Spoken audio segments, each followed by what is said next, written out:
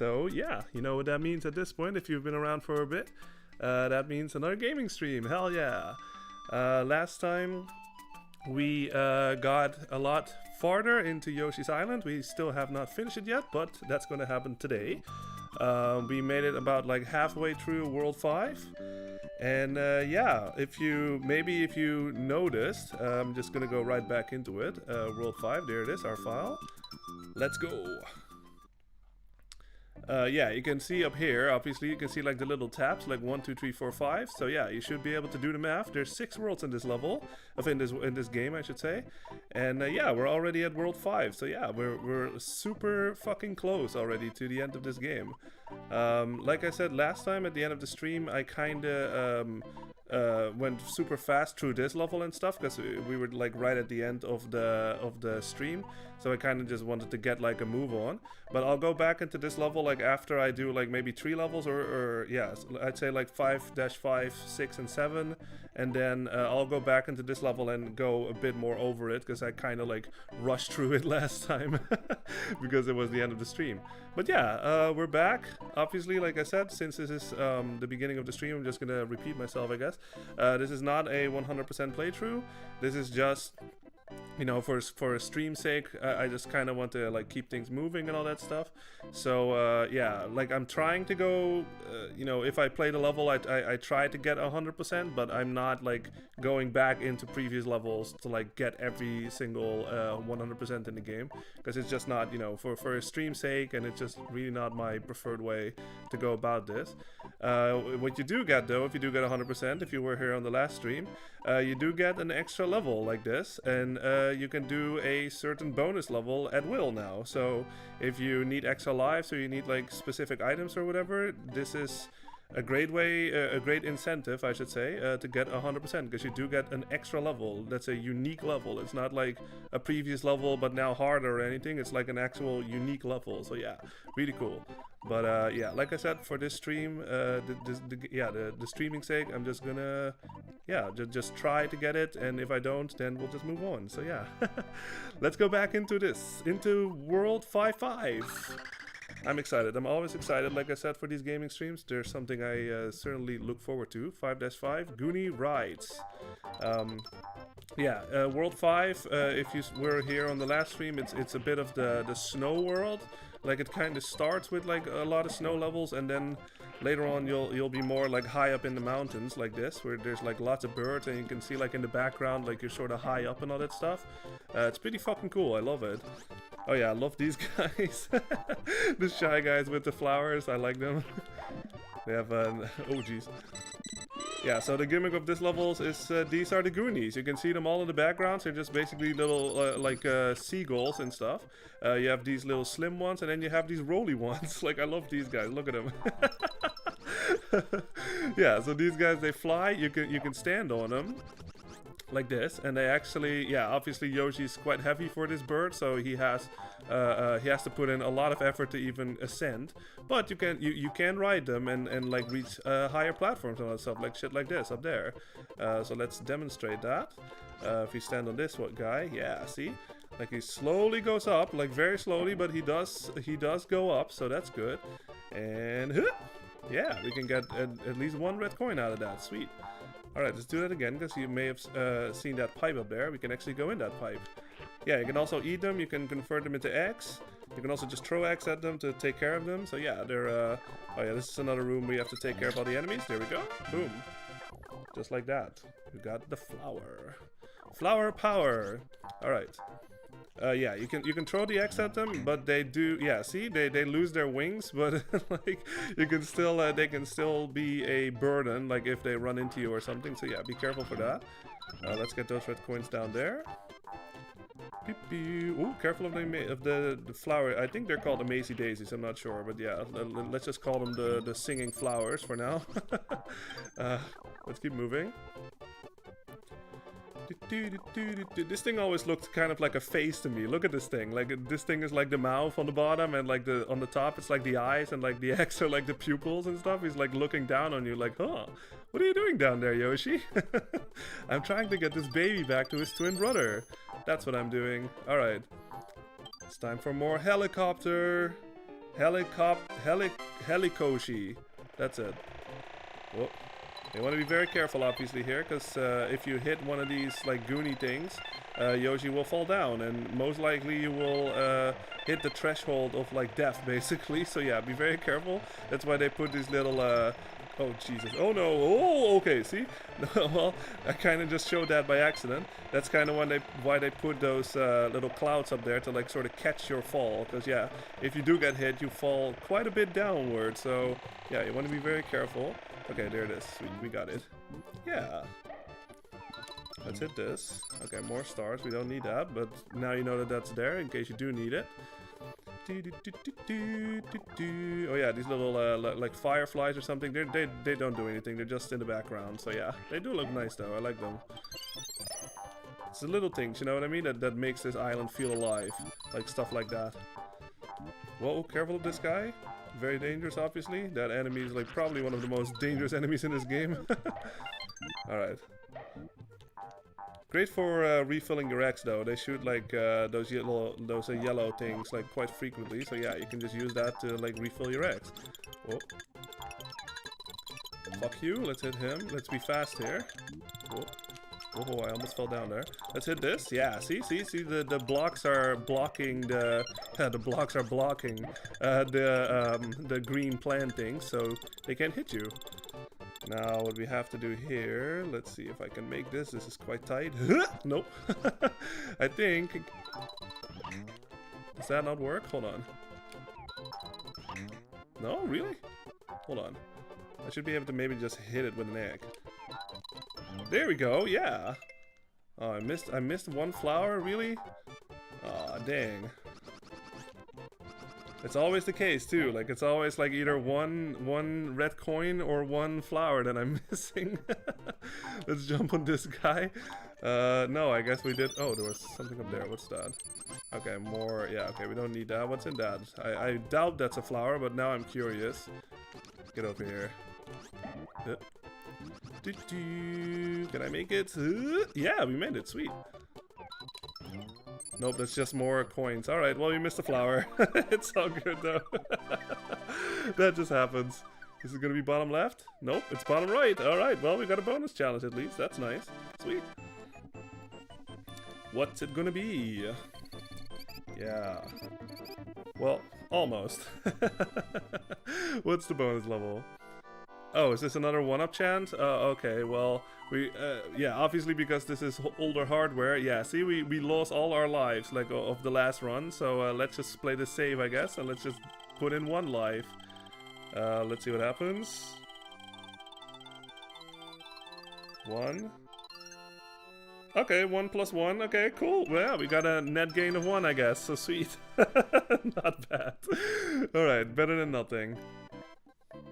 So that was 5-5. Let's go to 5-6. Alright, welcome to Cloud World. Alright, so this is a bit of an auto-scroller, as you can tell. So yeah, unfortunately this is another level where we are at the mercy of the game and the speed of the game. So yeah, this is gonna take a bit. But it's part of the game, so yeah, it's all good. This is not my... Ooh, jeez. It's not my preferred levels, obviously. Yeah, I said it before in the previous stream, but if you jump on top of the Lakitus, you can actually steal their clouds from them, and you can ride them like this. Yeah, look at that. Pretty cool. They brought that back from Mario World, from Mario World 1. Mario World 1. Oh, man. Auto-scrollers. Let's get this guy. Get more stars, that's always good. Oh, jeez. Oh, yeah, these guys again. So yeah, you can take care of them like that, just jump on their heads like 3 times. Yeah, you can do this again. Whoa. Let's just leave them be. I don't need them. Let's just leave them. Okay, we get this red coin. Yeah, these guys you can't throw X at them because they will bat it right back at you. Yeah, these guys, yeah, as you can tell, they got quite an arm on them. Hey, what's up? Ja, 1281. Goedenavond, Lloyd. Awesome. Are you Dutch? Nice. Goedenavond. Ja, 1281. How are you doing? Good to see you. Or did you just... oh yeah, you did mention the Giethorn last time. I kind of wonder if you are Dutch now. Whoa, or maybe you just know Dutch. Who knows? Whoa. Whoa.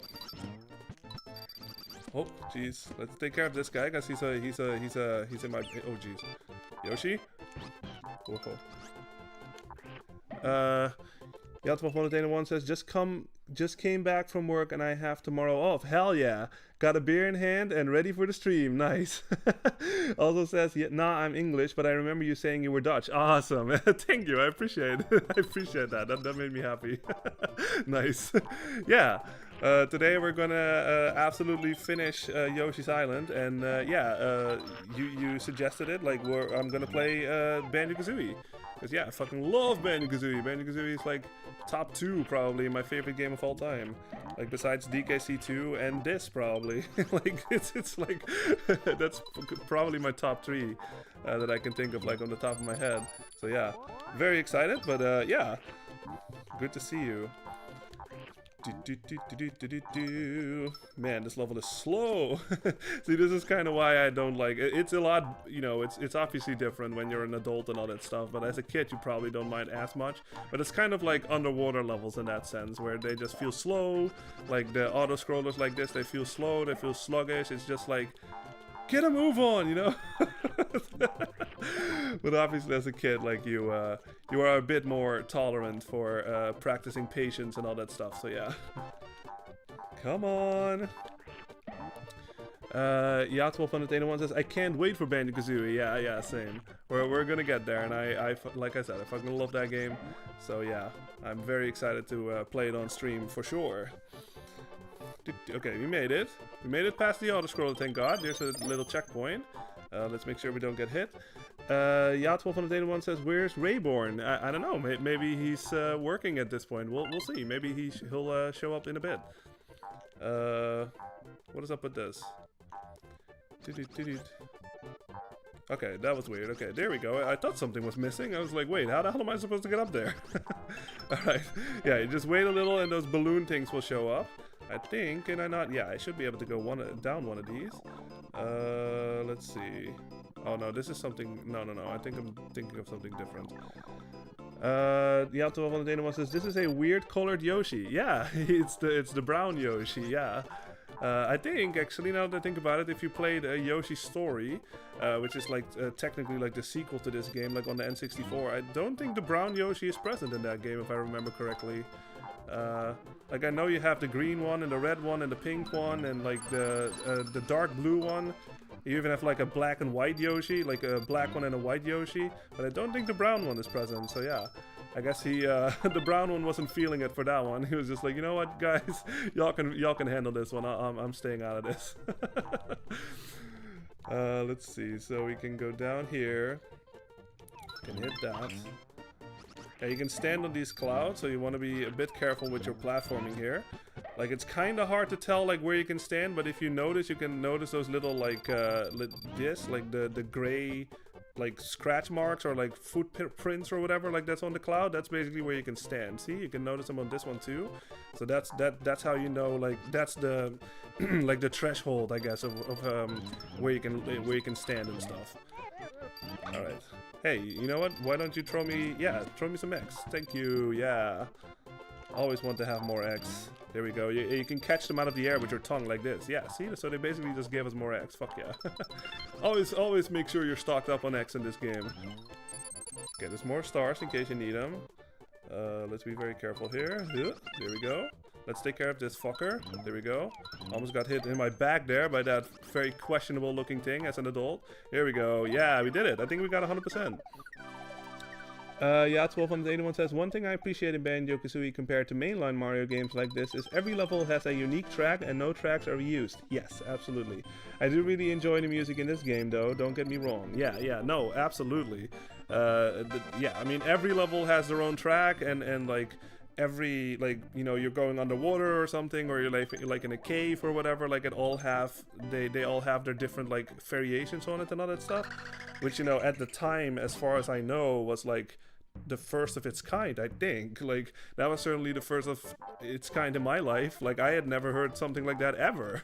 Where the music just totally like changes depending on where you are and all that stuff. Like, it just, like the games like this already, the music already makes the game feel more alive, obviously, but that was like the next level, of like the world feeling alive and all that stuff. It was as far as I know, maybe the first of its kind, but like pretty groundbreaking stuff. And yeah, like I said, Grant Kirkhope is in my top 3 of favorite composers ever. Like, hey, what's up, Soyborn? How you doing? What up, fellers? Yo, Lloyd, I'm too scared to tell my family about the Les Paul custom I ordered. What the fuck am I gonna do? They're gonna kill me. I'm so worried. I mean, honesty goes a long way. That's all I'm gonna say. You know what I mean? Like, just say it. Like what's in like. Just be honest about it, I guess. Like, if you, like I said, if you can afford it, why not? So yeah, I'd say just be honest about it. Like, you bought it, and yeah, now you have a new guitar that you can play with. It should be it should be a good thing. You know what I mean? So yeah. Yacht1281 says, I love in Gobi's Valley, there's only a tiny little bit of the level you can go underwater, yes. But Kirkhope still programmed an underwater team for the very short time you spend underwater. Yes, exactly. Like I said, they didn't pull any punches in those days. They put in the work, you know what I mean? And I am always a strong believer that, like, the more work you put in, the more how do you say that? Not per se praise, but like the more appreciation, I guess, you get back for your hard work, basically. So yeah, and I mean, that's why, that's why we're still playing the games like this, like even after like 30 years or whatever that it came out originally, because they put so much effort into their their craft or whatever, or just their product or their project, or however you want to call it. And because of all that effort, it's still super fun today. You know what I mean? Like, that's just how I feel about it. Like, and with music like that too, where it's just like how we talked about that Mario 64 thing, where they wrote like a whole song for like just a piranha plant. You know what I mean? Like, they didn't have to do that, but they just did, and oh geez, and we appreciate it for it now. Come back here, baby Mario. So yeah. So everyone says, got it. I'll be honest, when it finally arrives in the mail and when they see how sick it is, they will not be mad at all. That's what's going to happen. Yep, I'm sure of it. I mean, like I said, you can know, life is life, you know what I mean? You never know what's going to happen, but like, honesty, in my opinion, goes a long way. Yeah1281 says, Les Paul, sick axe. What color is it? Yeah, I kind of want to know that too. Someone says, Black Beauty custom lightweight version. Awesome. That's fucking cool. I think I like after that stream, I think I looked up like a picture of it and stuff. Yeah, I think one of my friends actually has one of those, but probably not like the 3,000 bucks version, but like, yeah, I think I played on it for a little bit too, like when we were still like in a band together and all that stuff. Yeah, I think like after we finished our set list, like during rehearsal and all this stuff, we would always like switch instruments. So he would play drums and I would play guitar, and I would like sing for some of the songs too and all that stuff. So I would like play on his guitar, and he had like a red one, I think, and he also had a gold one at some point. So yeah, pretty fucking cool.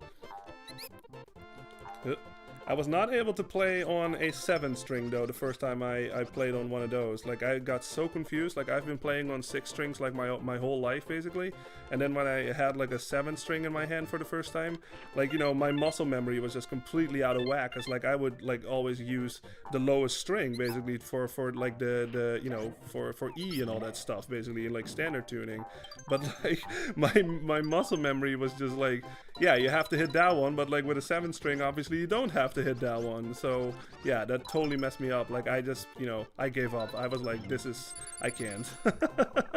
Like 6 strings forever, please. Let's see.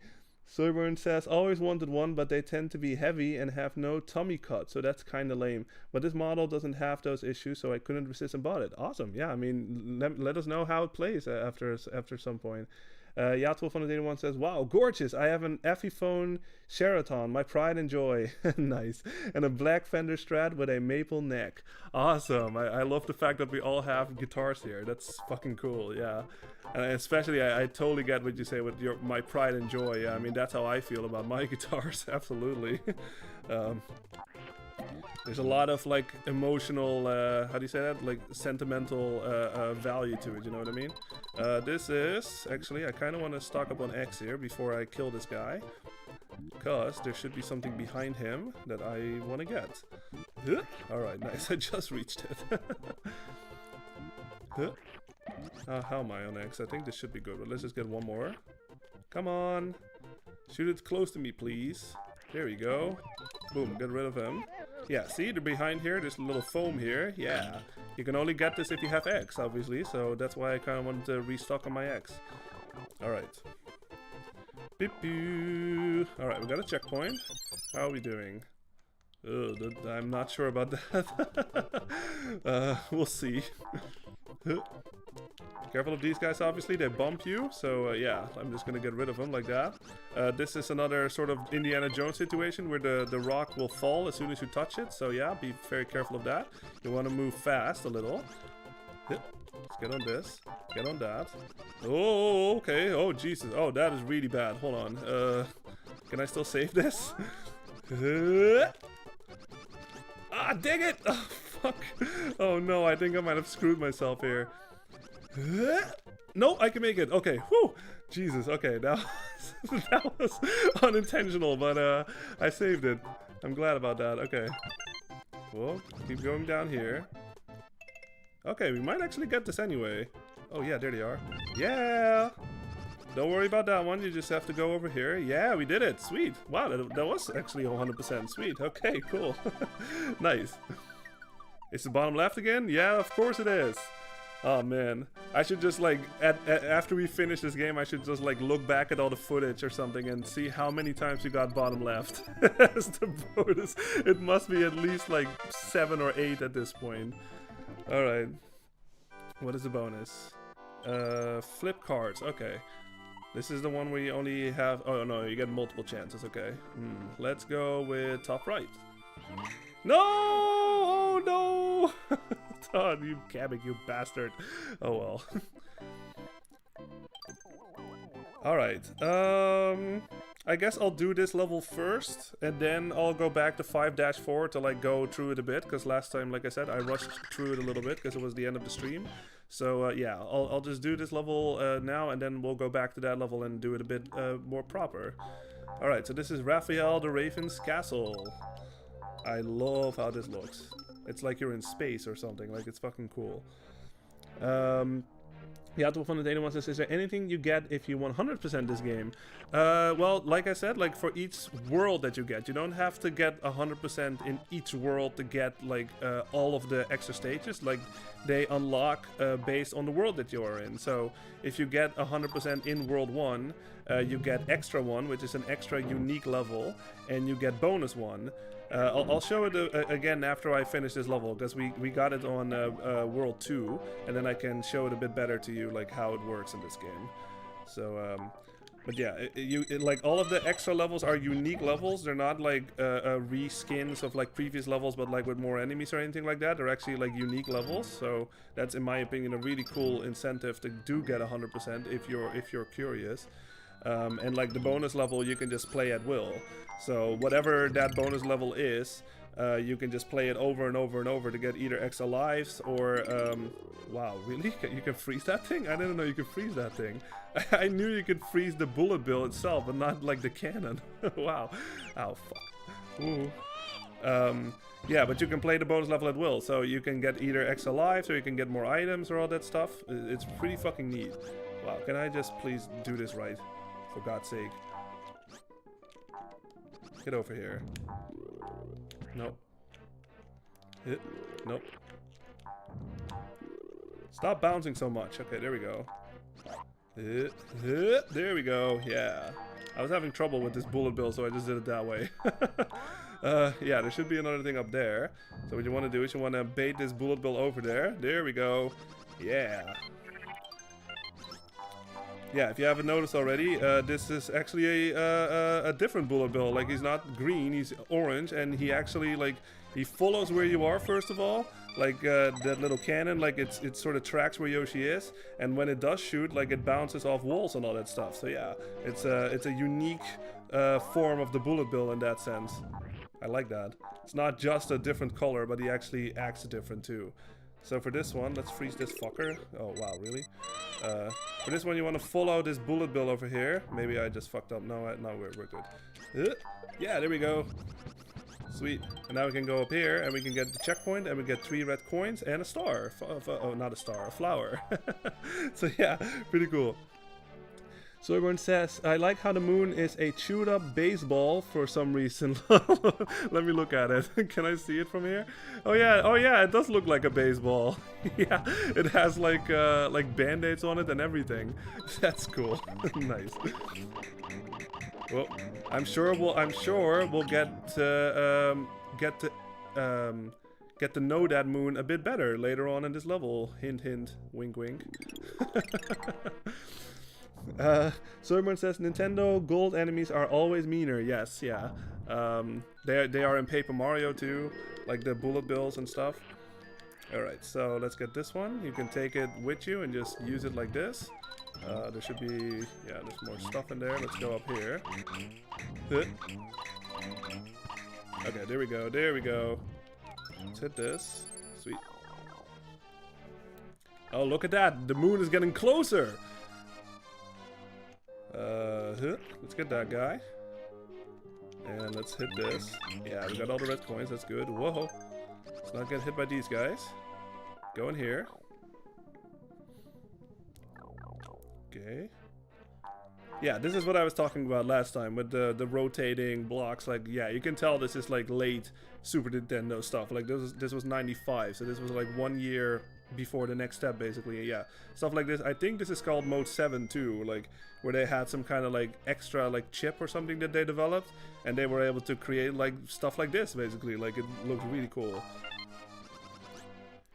Yeah, 1281 says, missed the first half of your M64's, oh okay, Mario 64 stream, so no chance to comment then. But isn't it interesting how there's only one single bullet bill in the whole game? Yes, yeah, I think I actually made a comment about that too. Yeah, it's kind of interesting in that sense. And it isn't even a thread, like a beta test. Yeah, exactly. Yeah, it's kind of like similar how you know, how in like Dire Docks, or not Dire Docks, Jolly Roger's Lagoon or Bay or whatever, how there's that green shell that you can grab like underwater and you can like hold it in front of you and like swim faster, just like in the original Mario World games. Like you can do it, but like the shell, like it evaporates like after like 5 seconds or something, and there's nothing that you do with it. Like there's no like star attached to it, like a challenge or anything like that. So I kind of feel like maybe that was something that they wanted to get, but they just couldn't implement it fully into the game or something. Like, yeah. And I kind of feel the same way about like the bullet bill, like you said, yeah, where there's only one of them, it really doesn't do anything, and like that's it. Like there's like barely anything to it. So yeah, kind of weird. Oh, I kind of fucked up on this one. Oh no, but it's okay because I think this thing will come back. Yeah, let's do that again. Da, da, da. It's you know what? It kind of feels the same. How I feel the same way about you know, in Mario Galaxy 1, how you get that flying power up and stuff, where Mario has like a black suit and like red overalls and all that stuff, like underneath the overalls. And they have like one level where you can just like fly freely and get like the purple coins, and then they never use it anywhere, like in the rest of the game. Like there's no challenge to it or something. It's just that one time only, and you never see it again. It's not even in Mario Galaxy 2. Like that is just weird to me. Like it's such a cool idea, but like it's never implemented anywhere else besides there. Like I don't know, it's weird. Like I kind of wonder if somebody has asked like Miyamoto or something or whatever, like what's up with that? Like was it just too good of an idea and they just didn't like want to go with it or something? I have no idea. Let's continue going up. Yeah, 1281 says, I found it so odd how they took the green shell off you after like 5 seconds underwater. Yeah, exactly. But Galaxy made up for it. Yeah, they did bring it back in Galaxy. It's not in Sunshine as far as I remember, but they did bring it back in Galaxy, and you know it works. They had some good shell underwater sections. Yeah, for sure. Okay. Yeah, we're absolutely gonna, oh jeez. We're absolutely gonna play through the Galaxy, at least Galaxy 1, and Sunshine at some point too. Absolutely. Oh, come on, with your 29, hold on. Alright, I don't even know if these guys will give me any, do I even have items right now? I do, yeah. Will these guys even give me stars? Let's check. I don't think they do. Nope. Maybe that little roly-poly one will. Let's see. This one. Maybe this one will give me stars. Oh, come on, it just bounces off them. Jeez. Oh, man. Hold on, do I have like a 10 thing? Or okay, good. Let's just use that then, I guess. Alright. Just for 1 star. Oh.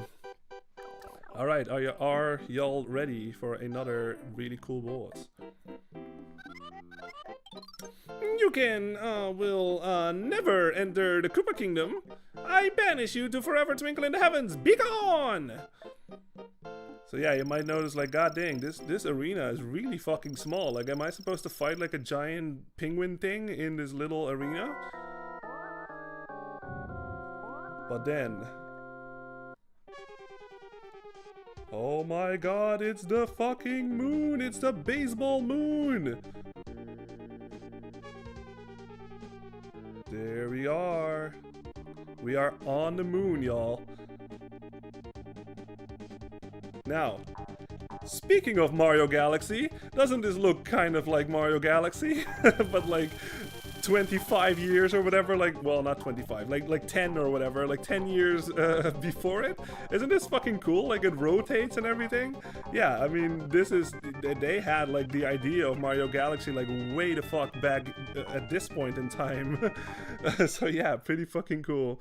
Let's catch up on chat. Yeah1281 says, you can tell we're near the end of the game because the background aesthetics are darker. Same deal with Mario Bros. 3. Yes, yeah, good eye for sure.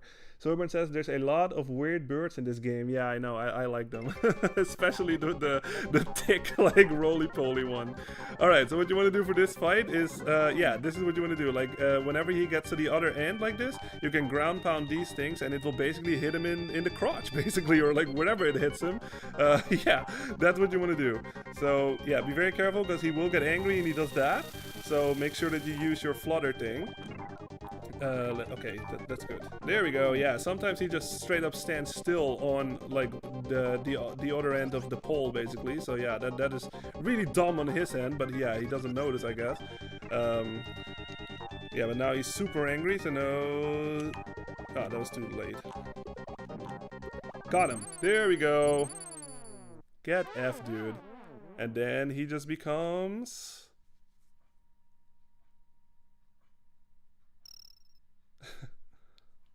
Boop, there he is. Now he's part of the solar system. Yeah, we did it. Love that fight. Very unique, and like I said, I mean, especially now that we know that Mario Galaxy eventually became a thing, like, it's kind of interesting to see this and just think like, wow, that kind of looks like Mario Galaxy to me. They just had that idea, I guess, like already way back in '95. Pretty fucking cool. Yeah1281 says there was this exact idea with the drill power up in, yes, the drill power up in Galaxy 1 or 2. I think that's Galaxy 2, yeah, can't remember which. Didn't realize the idea already exists. Yeah, I mean, isn't that fucking cool and interesting? I fucking love stuff like that, where they already had that idea, but they just, I don't know, they just didn't have the technology, I guess, yet to like to like execute it properly, like how they envisioned it and all that stuff. So yeah, it's fucking cool. I love it. All right, Yoshi goes all the way up to the mountain, and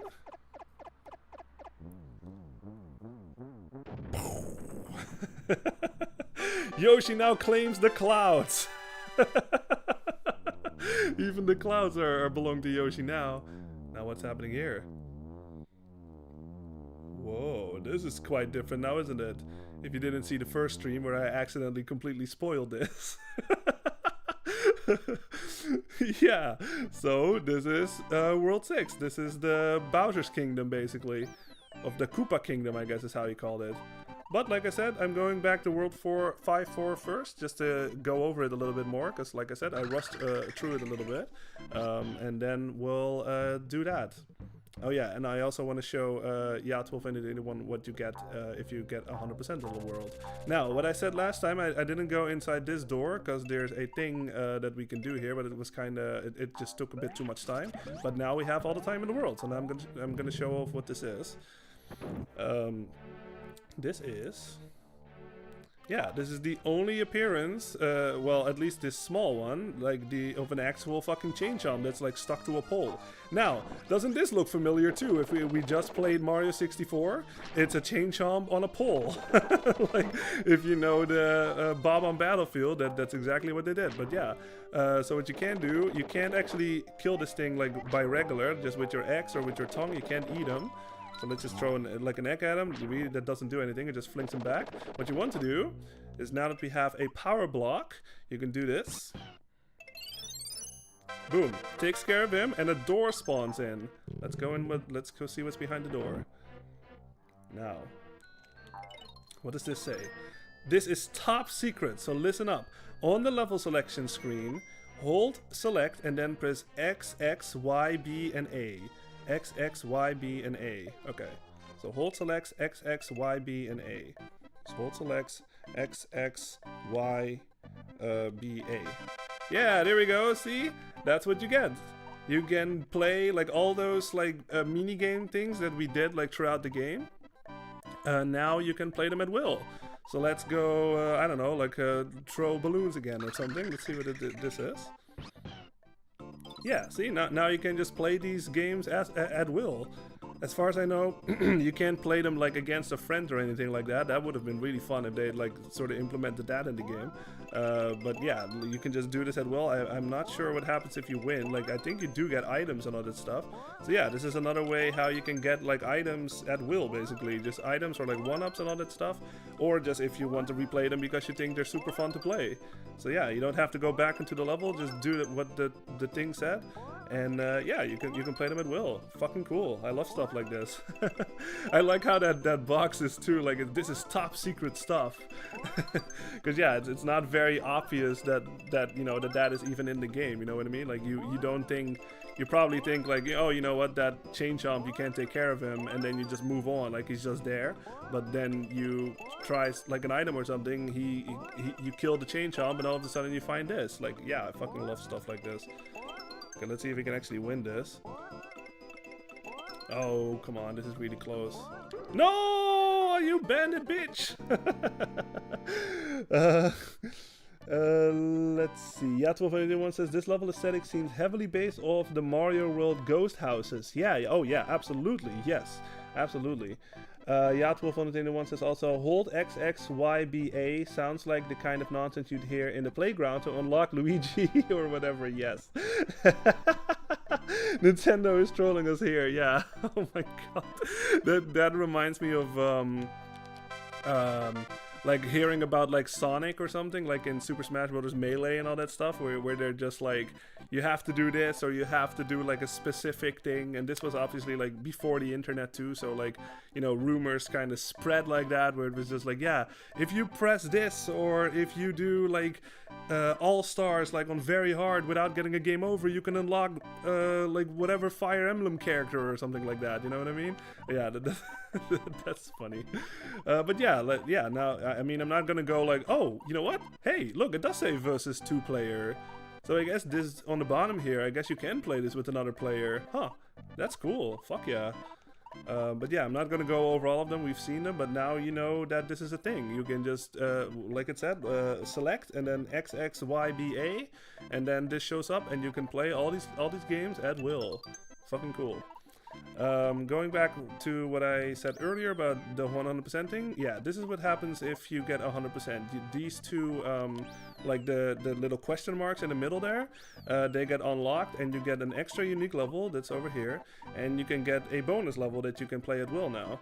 So for each world, like I said, you don't have to get 100% on all of the levels for all of these to like unlock at once.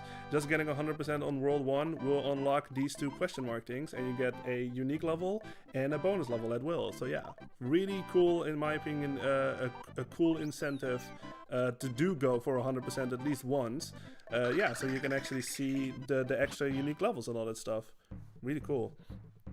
Alright, now, let's go over this level a bit more thoroughly now, this time. So, like I said before, these guys are very dangerous. You wanna, yeah, they try to, like, grab Baby Mario off Yoshi's back. You can hit them with the, wow, really? You can hit them with the egg, and then you stun them, and then you can go under them. I like their face, too. They're just like, get over here. Hey, man, not cool. It's just basically what their face is, so yeah. Alright. Yeah, so don't worry about this foam. All it does, like, it sort of gimps your jump a little bit. Like, Yoshi has a bit of trouble, like, getting to, like, jump off the foam. But yeah, that's really all it does. Alright, let's go up here. There's a secret to the left here. I'm just gonna play up until, like, the ghost platform. Because, yeah, we've seen that already, and it's, like, it's super long and all that stuff. So, yeah, I'm not really keen on doing that again, but I just kind of want to show this level off a bit better. So we're going over here. There was a, yeah, like you said, the secret on the left for a little flower there. Like I said before, these guys, you can't kill them. You can just jump on them like this. They sort of splat about, I guess, and then they just reform. Yeah, they're like little ball things. You can eat them, but you can't actually convert them into eggs. You can shoot them at each other, but yeah, they just bounce off each other. You can throw an egg at them, and that really does the same as just like jumping on them. So yeah, as far as I know, they're pretty indestructible. These guys, they fall from the ceiling, so yeah, be very careful. Let's just go over this. Yeah, let's just go down here. See what this is about. Okay, yeah, this is another, just like kill all the enemies in the room and you get a flower. Yeah. I know I missed that red coin, but yeah, you saw it on screen, so at least you know where it is, in case you are going for 100%. Da, da, da, da, da. Yeah, this looks a lot like, yeah, for sure. This looks a lot like the Ghost House levels in Mario World 1, for sure. Okay, so let's get rid of him, so he doesn't take Baby Mario. There's that thing up there. There was another red coin. There's another red coin down there, you can tell. This thing is quite unique. It's like a little spinny ball, I guess. Like, if you stand on it like this, like, it will actually rotate. For some reason... Wait a second, is that actually true? Am I seeing this right? Hold on. Kind of nervous, because, like, those blue spikes down there will kill me instantly. Yeah, I think Yoshi will gradually, like, slide over it, so be very careful of that. But yeah, just use Yoshi's weight and the thing will roll, basically. There was another thing on the left. I went over there last time. There's a, yeah, you can restock your eggs over here. Let's just keep going up here. We didn't go up here last time. This just gives you some coins. It's pretty useless. Okay, yeah. This is basically where this is. We went through that area, like down there. That you have to get the staircase on the left instead of the right one, because like you saw, the right one will basically block access to that little area on the bottom left. So yeah. Let's see. Yato Fanatena 1 says, what are your thoughts on Mario Maker? Oh man, I love Mario Maker. Like, at the well, it's kind of a mixed bag, you know what I mean? Like, at the time when it was new and stuff, like 2015, I believe it was when it first came out, I was all over that shit. Like, I probably have like the most hours of any game that I've played on the Switch, like in Mario Maker 1 and Mario Maker 2. Like I said, Mario has always been like, you know, like a series that I like. Like, I've always loved platformers ever since I was 1 year, like only a year old. So yeah, I mean, that is my shit, you know what I mean? It's just like endless Mario levels. Like, sign me the fuck up, you know what I mean? So yeah, I mean, like I said, I played lots of Mario Maker. But it's kind of like a mixed bag, like I said, because there's, you know, they give so many tools to like just basically everybody like on the internet and all that stuff. So there's like more than 50% is probably like trolley bullshit, you know what I mean, where they just put like enemies everywhere on the level, and they just do like you know, hidden blocks everywhere and all the spikes and all that stuff. So it's how do you say that? It's like it's only really good when you find, okay, this is where I'm gonna stop because we've seen this before. It's only really good you know, when you do find like people that are like more serious, I guess, like about like making their levels, because like obviously anybody can make levels, so even like little kids or something, and they have no idea like how they're supposed to make a good level. So there's like lots of blind jumps and all that stuff, and I mean that's all good obviously, but like if you have been playing like the official games and all that stuff, you know, you actually notice a lot. Like I've made some levels myself too, like back in the day. You actually notice like how much of a skill it actually is, you know what I mean, to make like a really good solid level, like with no blind jumps, with like everything is easy to understand and all that stuff. You do get like a new like appreciation for it, if that makes sense. Because you sort of like just take it for granted, you know what I mean, like when you play like official games like this. But then as soon as you have like a blank slate, basically like a blank canvas, and you have to make a level like from beginning to end basically, then you're just like, holy crap, this is a lot harder than I thought it was. You know what I mean, to make a good level, I should say. So yeah, yeah, like I said, it's hard to have an opinion on Mario Maker just because of stuff like that. Like, it's really good, but it's also really bad because like 90% is like full of trolley bullshit. So yeah. Have you played Mario Maker? Like what's your opinion on Mario Maker, if you played it? Well, so yeah, here we are in World 6-1. This is basically the Koopa Kingdom. Yeah, you can tell like the background is getting a bit darker and all that stuff. Yeah, I mean this is clearly the last world. Yeah, 1281 says, agreed. Making a high quality, challenging but fair and creative level takes real skill and knowledge. Yes, it really does. And like I said, like Nintendo in that sense is the best teacher. You know what I mean? Just like playing their levels and just like studying it and like analyzing it and how they convey like level design and all that stuff, and teach you about things like true gameplay and all that stuff. That if you do it correctly, I mean, fuck man, you can be a really good level designer one day maybe. But it does, like I said, because they give the tools to like anybody in the world that has it, they're like I said, like at least more than 50% is just like what I call hot garbage, you know what I mean? Like it's just like there's just not, there's, you know, it's just not, they break like many like level design rules basically. Like it's full of blind jumps, there's full of like hidden blocks, there's they put like a million enemies on the screen, like all that stuff, or it like falls from the sky all of a sudden, or like they put like fake doors like that lead to death or something, or they put in like developer shortcuts and stuff, because they had like, yeah, that was like a genius thing too that Nintendo did, where it's like you can only upload a level if you actually beat it, right? So that was just sort of to like negate you know, unbeatable levels being uploaded and all that stuff. But then people just, you know, they found ways to like sort of how do you say that? Like avoid that, I guess, by just making like super impossibly hard levels and then just putting like a door or something somewhere in the level that only like the developers would know about because they made the level, and then it would like warp them right to the end. So it would still technically be like an impossible level, but they can still upload it because they beat it. Technically they beat it. You know what I mean? So yeah, I mean it sucks. Oh shit, I fucked up.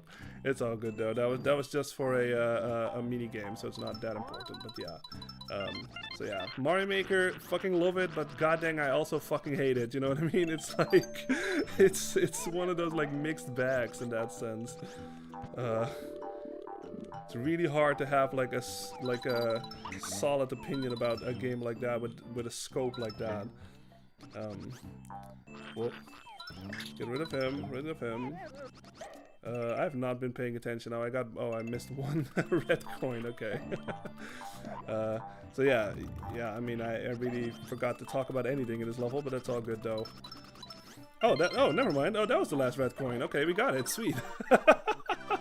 I thought it was the last red coin curse again, where I missed like one red coin. Nope, we're good. Sweet. All right. Got it. Yeah. Sweet. Oh, we got a bonus level. Yeah. Slot machine. Oh no, I'm very bad at slot machines. I'm just gonna, you know what, I don't even care. Well, let's just try anyway. So, let's see. Maybe the shy guy? No! Okay, that worked. So, for this, maybe the cherry? No, maybe the... Yeah, the cherry. So... Now-ish! Ah, no. that was the wrong cherry. Nope. I'm so bad at slot machines. Oh my god. Alright. Alright, so that was 6-1. Let's go to 6-2. The only really different thing, as far as I could tell from just me ranting about Mario Maker and all the stuff, was like these little skelly goony things. And they just basically, yeah, they fly over you, they drop bombs on you, but they're not much different from the other regular ones. Yeah, 1281 says, Mario Maker also really made some streamers. I'm a big fan of Grand Pooh Bear. Would be where he is without Mario Maker, I wonder. Yeah, I mean, yeah, for sure. I mean, especially back then, like everybody was playing Mario Maker that was already sort of like a streamer, because it's like one of those like endless games, you know what I mean? You could literally play Mario Maker for the rest of your life. Like there's so many levels. So, yeah, it's like one of those like endless... wells basically of levels, like endless. So yeah. Whoa. Yeah, and I mean, who knows? Maybe I'll play it at some point too. We'll see. But yeah, Mario Maker is a mixed bag for me. Okay.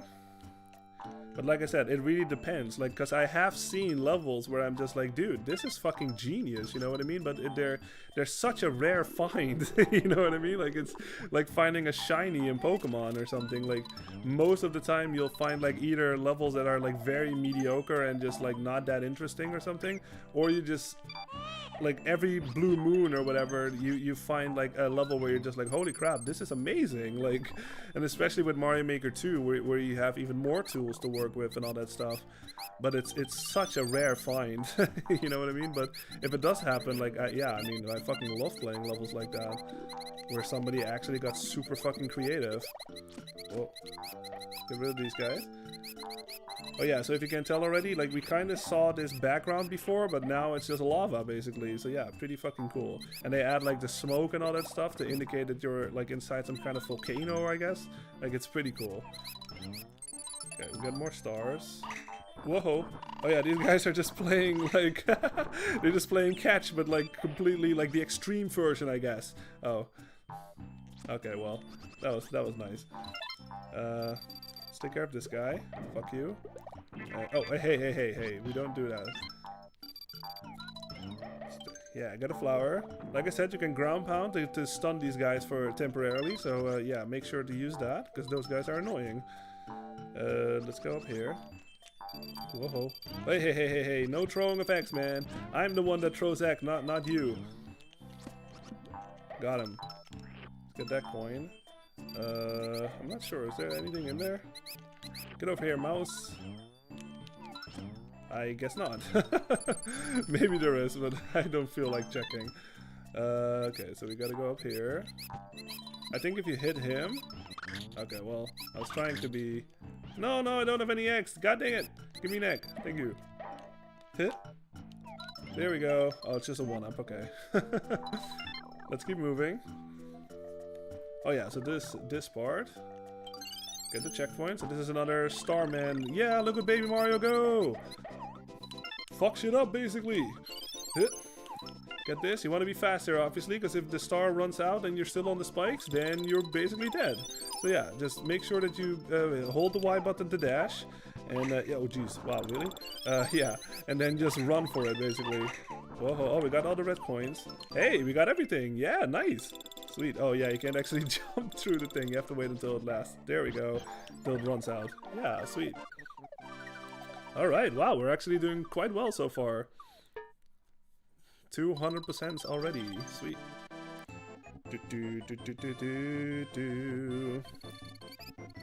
Oh, you know what? I actually did check out that overworld team that you recommended, the Kumu one. It's cool. Yeah, I didn't know what I was expecting, because I thought, like, is he like another guitarist or something? But it's just like like, you know, a redone version of this song, like all of the music and all that stuff, but like in a much, I guess, more modern, I guess. Like, it's still I'm not sure if it's like MIDI or if it's like performed or anything like that, but yeah, it sounded really good. Like, I was like, wow, yeah, this does sound really clean and nice. Yeah, it's fucking cool. Appreciate the recommendation, of course. Let's see, I have, well, let's just use this, I guess. Yeah, 1281 says, another super cool aesthetic here. Love that pink to yellow gradient for the sky. Yes. I'm not sure if you're talking about this level or maybe the previous one, but yeah, this one, I mean, look at it. Just again, the color layering and all that stuff, the little volcanoes, I guess, or like the mountains in the back, like the clouds are moving. Yeah, I mean, I've said it so many times at this point, but god dang, this game graphically is just a work of art. Like, it really is. A passion project all the way through this game. And I love to see it. Alright, we got that. Yeah, so the gimmick of this level are these little things. You can actually hit them like this. They will actually fling you in like the direction that you happen to hit them. But yeah, you can also get a big jump like that out of that. So just like this, and then so like Yoshi goes all the way up. But obviously you don't want to stand on them for too long when they're like not spinning, because then it will flick you in like a different direction that you probably won't expect. So yeah, you'd have to like react to that and hopefully save yourself. Oh, it's the fuzzies again! So, the red Yoshi, I think, has felt the fuzzies now. The green Yoshi has. Now the blue Yoshi will. Oh, yeah. I like how all the different Yoshis almost, like, get a chance to, like, experience these fuzzies. Oh, my god. Look at his eyes, like, even with, like, his mouth full and all this stuff. He's just like, what the fuck? Oh, what happens if you freeze them? Oh, okay, they just break. Whoa. Yeah, there he goes. Oh, look at Yoshi. He's tripping balls, y'all. Whoa. The music gets all weird. Whoa. Whoa. Okay. I didn't mean to hit that one. Okay, there's another red coin in there. Whoa. Come on, Yoshi. Come down, please. Okay. I don't know. That will never not be funny to me. Just the fact that that is in a kid's game. It's so bizarre. I love it. It's so fucking weird. Alright. More stars in that one in case you need it. Whee. Ah, dang. I missed that one. Whoa. Oh, wow. That launched me all the way up. Awesome. Oh yeah, these fire guys, you can't actually eat them. You can also not hit them with your axe. They're basically invulnerable. Maybe like specific items will take care of them, but I'm not sure on that one. But yeah, you can't eat those fireballs. Let's roll this down the hill. Careful of that guy though, because he will, yeah, like he just did, he will hit it back. So yeah, be very careful. This one always makes me nervous. I'm just gonna throw an egg, because what you actually have to do is you have to like rotate this thing down, but like as soon as that thing falls down, you better react fast, because otherwise you fall down with it, basically. And yeah, that's not a good time, obviously. How are we doing? Oh, not bad. Okay. Get that one. Luckily, you can throw your egg like right between, like through the rock. Hey, we got another 100%. Wow, this is going a lot better than I thought it would. So far, sweet. And we got another bonus level. Yeah, awesome. What's it gonna be? What is it gonna be? We got 100%. Sweet. All right, what's the bonus? Oh, it's another matching card one. Okay, let's see how we do this time. We got it complete once, and then the next one I failed completely. Let's see, that one. Shit. Oh, I kind of missed it. Oh, dang. At least I saw these two. What? Oh shit, that's not what I saw. Fuck. Okay, hold on. I don't know what this one is. This? Oh, sweet. Okay, that was totally lucky. Oh, you know what? I think I saw this then. Okay, that's what I saw. Yeah, okay, that's what I was thinking of. And I think... Wasn't this a fire one? No. Oh, that's not good. Let's go for this one. No, okay, that's a 20 star.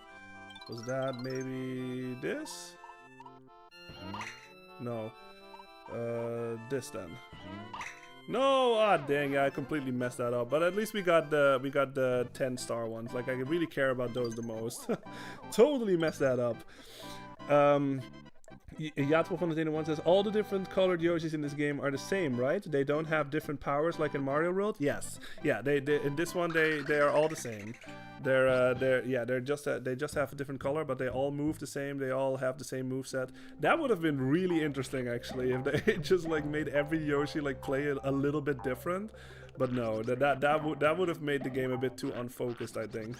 Because then you'd have to like adjust to like basically 8 different different attributed Yoshis or something. So yeah, but no, they're all the same. They're all exactly the same in this. All right, we got that. So this is this is the last non-final boss fortress basically. Because obviously this is the last world in the game, so the last castle is going to be the final boss. So yeah. Get these ghost guys. Okay, there's more stars. Whoa. Okay, there we go. Let's just land on this. Hit. Careful of this, obviously. Fire hot, don't touch. Ah, dang, I didn't make it. Yoshi, don't give yourself a concussion now. Oh, jeez, wow, really? How dare you? You get eaten for that, you bastard. Alright. Take care of him. Get these stars up there. Yeah. Go down here. Now, this room.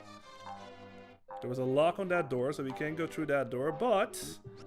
Hey, it's our old pal, the... whatever his name is. The dough ball, I guess. Yeah, all you have to do is just hit him with X, just like previously. And you can take care of him.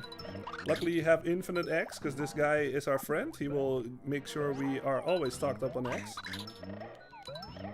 There we go. Now this is a bit awkward, because he's actually standing on the spikes there, which is not good. But I can catch it in the air. There we go. Okay. Yeah, make sure that that you catch the key, like that it doesn't land on the spikes. Technically, you can get rid of you can get rid of the spikes like that. So even if the key lands on the spikes, just make sure that you get rid of the spikes first, because otherwise, yeah, you'll die, and you don't want that. So okay, we got that. Let's keep going to the left now. Now we can actually. I like how Baby Mario's head is still moving. All right. Okay, we can take care of those guys with the checkpoint ring. Let's see. Oh yeah, this room, okay. So the gimmick of this room is, I'm just going to show it. If you go all the way to the top here, there is... let's see, am I in the right... Oh no, one more. Hit. Oh, okay, there it is. Okay, I thought I was on the right floor. Let's go down here. This. Yeah, this is a little thing that they put in this pipe over here, so Yoshi can't go through it unless, like it says, like it needs a key. So we need to find that key. So let's explore this area. So this room, you can just take care of these guys, and then just ricochet the egg up there to get those 4 red coins up there. Alright. Yeah, careful of these mice though, because they will jump up like that and try to hurt you. Let's go all the way to the left now. Jump over the fire. Okay, let's go in there in this one, see what this one is about. Oh yeah, this one, okay. So you can just do the same thing, just hit them and they fly off and basically hurt each other. Yeah, there we go. Got that flower. I'm not sure, is there something on the top here too? Let's check. Yeah, there is, okay. Let's see what this is. Okay, and another flower. There we go. Get that one. Let's make sure those mice do not hurt us. Let's just stock up back up on X. Yeah, perfect. Okay, so we cleared up this floor. We should be able to go down to, yeah, this one. Let's go to the right. Yeah, we haven't been in this one yet, I think. Okay, yeah, this. Obviously, do not touch these. Very, very dangerous. There we go. More four red coins, just like that. Sweet. Okay. Yeah, 12 Entertainer 1 says skills. Well played. Thanks, I appreciate it. Let's get this mouse. Let's see. So let's start back up on X. Okay, yeah, this is where we came from. You can tell from the arrows. So we don't want that, obviously. We can go down even further. In this one. And let's see what this one is about. Okay, I don't think... Does this one have... No, this one is basically useless if you're going for... Well, I mean, not useless. They have X, but they're not for... There's not like a red coin or like a flower in that one. So yeah. Want to go all the way to the left here. Whoop. Careful of this mouse. And that one too. Fucking prick.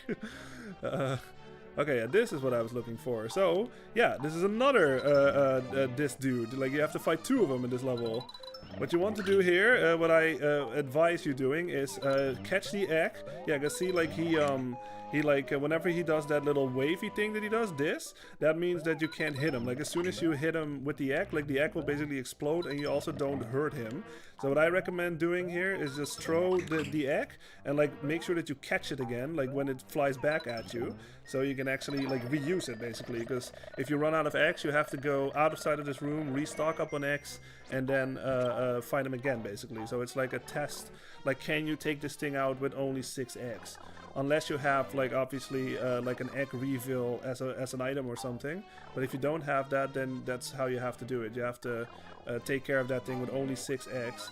But like I said, you can reuse the eggs if you recatch them when they fly off the wall and all that stuff. So that's how I like to do it. But yeah, we have the key now, so let's go all the way to the top and go back to that little thing in the pipe. It's like a cork, I guess. I'm not sure how to say that in English, but yeah. Let's see. Go up here.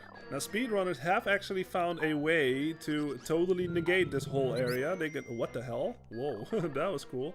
They found a way to get basically over this wall over here. I think they used like one of those like Shy Guys on the left there, and then like they throw it against the wall and then they jump on it, I think, and then they found like a way to go over this wall so they don't have to do this whole area. It's pretty fucking cool. Yeah, 1201 says, is the Banjo Kazooie run gonna be any? Do you mean any percent, maybe? I'm gonna try to go for 100% in Banjo Kazooie, because that's just how I basically always play the game. Like every time when I play Banjo Kazooie, I think I always go for 100% when I play Banjo Kazooie. So yeah. Hold on, I'll read your message in a little bit. I think you said something else, but I kind of don't want to die here. All right, we got all the red coins. Yeah, oh yeah, or 100%. Yeah, it's. I'm gonna let's just say it's gonna be like similar to Mario 64 in that sense, where I'm gonna try to go for 100%, but if I fuck up or something or whatever, and it takes too long, and we can like finish it, then I'll just finish it. But my goal is to go for 100%. Yeah. Because, like I said, that's just how I basically always, when I play Banjo Kazooie, I basically always go for 100%. Alright, this is a bit slow, obviously. I think speedrunners in this too, they don't ride on this wooden platform thing. They just flutter all the way from the left to the right, I think. But obviously that is very risky to do. But yeah, for speedrunners, that is obviously they do that. Careful of this thing. You don't want to get hurt by that thing, because if Yoshi like flings back or anything like that, then you fall into the lava and you lose a life. So yeah. Alright, here we are. This is the last boss that's not the final boss. Eek! How did you? I never expected you to get this far! Ah! Now it's over! Your game ends here!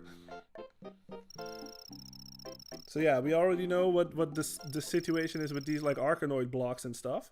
Yeah, this is obviously very fucking dangerous, this thing, because this thing was already sort of like invulnerable and all that stuff. So what you can do, you can hurt him with X, but nothing will actually happen. So you can hurt him like that, but the only thing that'll happen is he rolls backwards. So this is basically, if you played your Mario 3 or something, if you're familiar with that, it's kind of like a little callback to that, where you have to make sure that you get rid of all these blocks. Let's just make, yeah, okay, well, that is kind of awkward actually, where he is. Let's just make sure we don't get hit here. I need X, please. Okay, there we go, now we're good. Okay, yeah, so you basically want to do this, where you just, like, get rid of all the things, I guess, and then, like, when he jumps... Come on. Okay. There we go. Just make him fall into the lava, and he's dead. He only takes one hit, luckily. Yeah, there you go. Get fucked, dude. Soyborn says, damn lava fish. Yeah, I know. Very dangerous. If that thing hits you, then, yeah, Yoshi's knockback will probably knock you into the lava. So, yeah. But yeah, that's how you take care of that boss. Pretty unique boss. Like I said, it's a bit of a callback to Mario 3 in that sense. Sweet. Okay, now this is my... God, I hate this level so much. Yadmo181 says, was never big on dungeony video game aesthetics, like here. Wasn't a fan of the dungeon level in Aladdin either. Much prefer the tropical themes. I mean, you'd rather be in the sun than in jail, right? Yeah, I mean, obviously, yeah, for sure. For sure. Yeah, I feel that. Like, I've always been a big fan. The very long cave. Yeah, this level, I hate this level.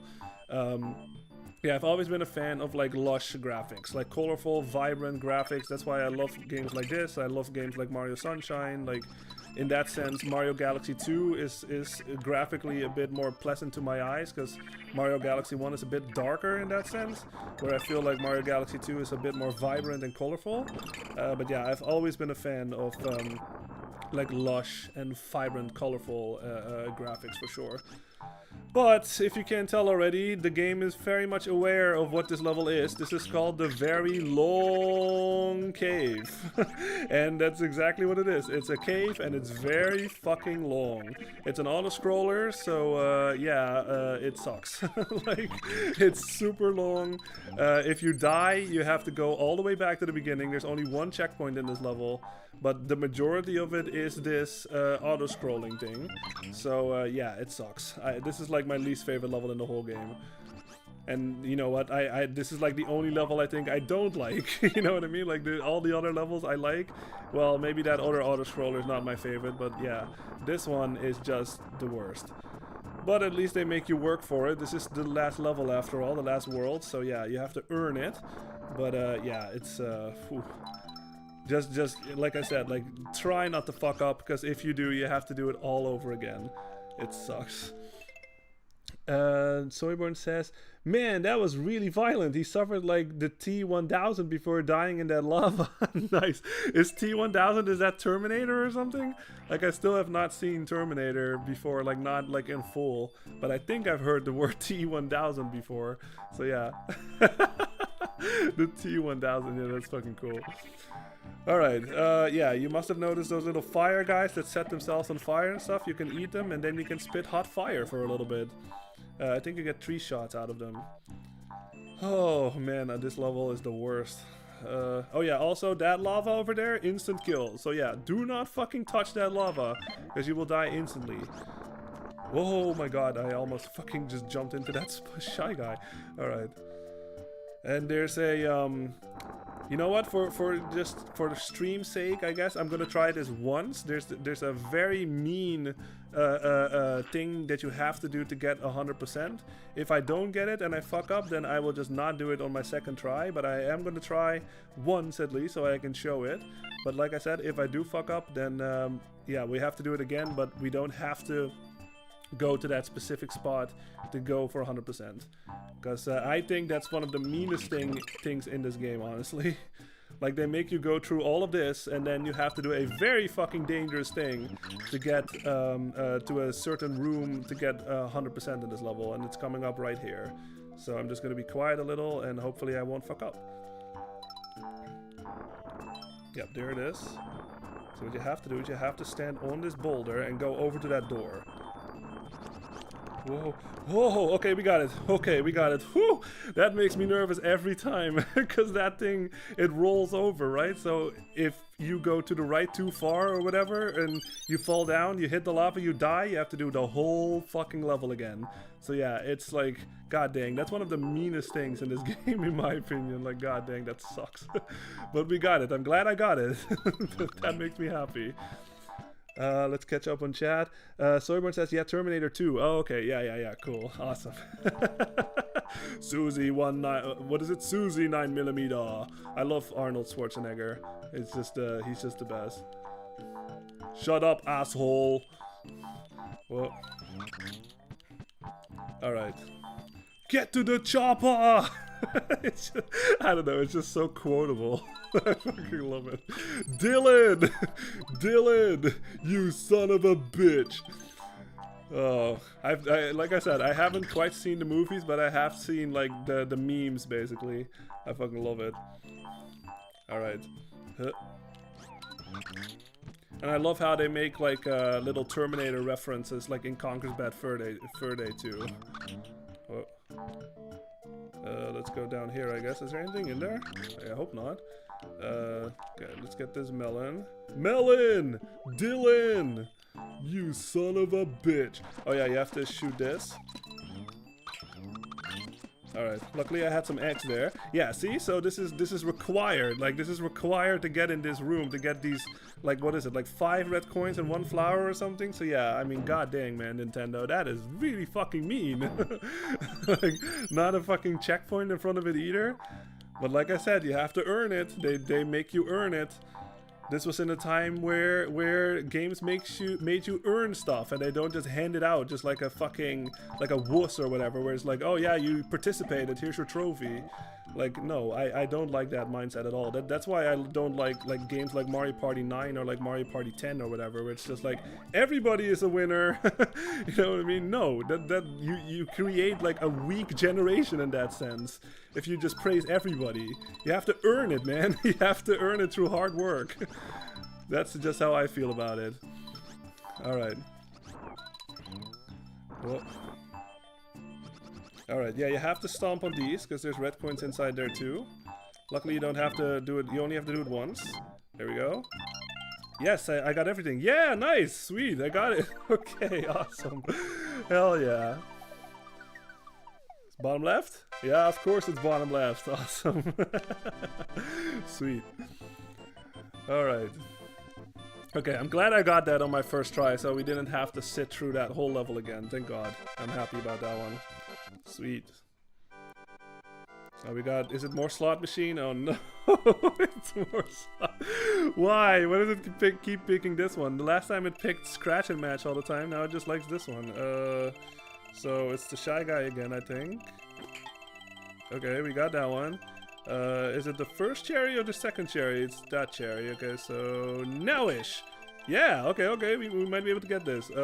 This is maybe the Shy Guy? The second Shy Guy, so... Nowish! Oh, no! Dang. Oh, well. Yato181 says, games back in this era were hard! Yeah, I know. This was one of the easier games. Yeah, I know. Oh my god, yeah. There's so many super crazy hard games out there, for sure. At least you could save, unlike with the Disney 90s game. Yeah, I know. Like, it didn't even have passwords as far as I remember. You have to play it like in one sitting. Like, that's ridiculous. Servant says, nice job, thank you. Lamest level in the game, destroyed. Yeah, nice. Yeah, I'm happy about that one for sure. Yeah, we didn't get it. Like, I had a slight moment of misfocus there with that little slot machine, but we got close anyway. Servant says, ooh, extra nice. Fuck beans. Yeah. Alright, we're doing really good actually. I think we got 100% so far and everything. Wow, nice. Alright, let's see if we can keep that up. 6-6. Yeah, we're very close to the end, y'all. 6-6. The deep underground maze. Yeah, look at this background again. It's like a weird variation of like the snow one, but now it's like all purple and stuff. It's fucking cool. I love it. And the stars in the sky and like the pink, the like purple layering of the sky and all that stuff. Yeah, it's beautiful. Alright, let's roll this thing over. Yeah, this thing gets trapped in there, and then you can go down here. Or you can go up here, I mean. Get these stars. Soyburn says, lol, remember Battletoads? I do remember Battletoads.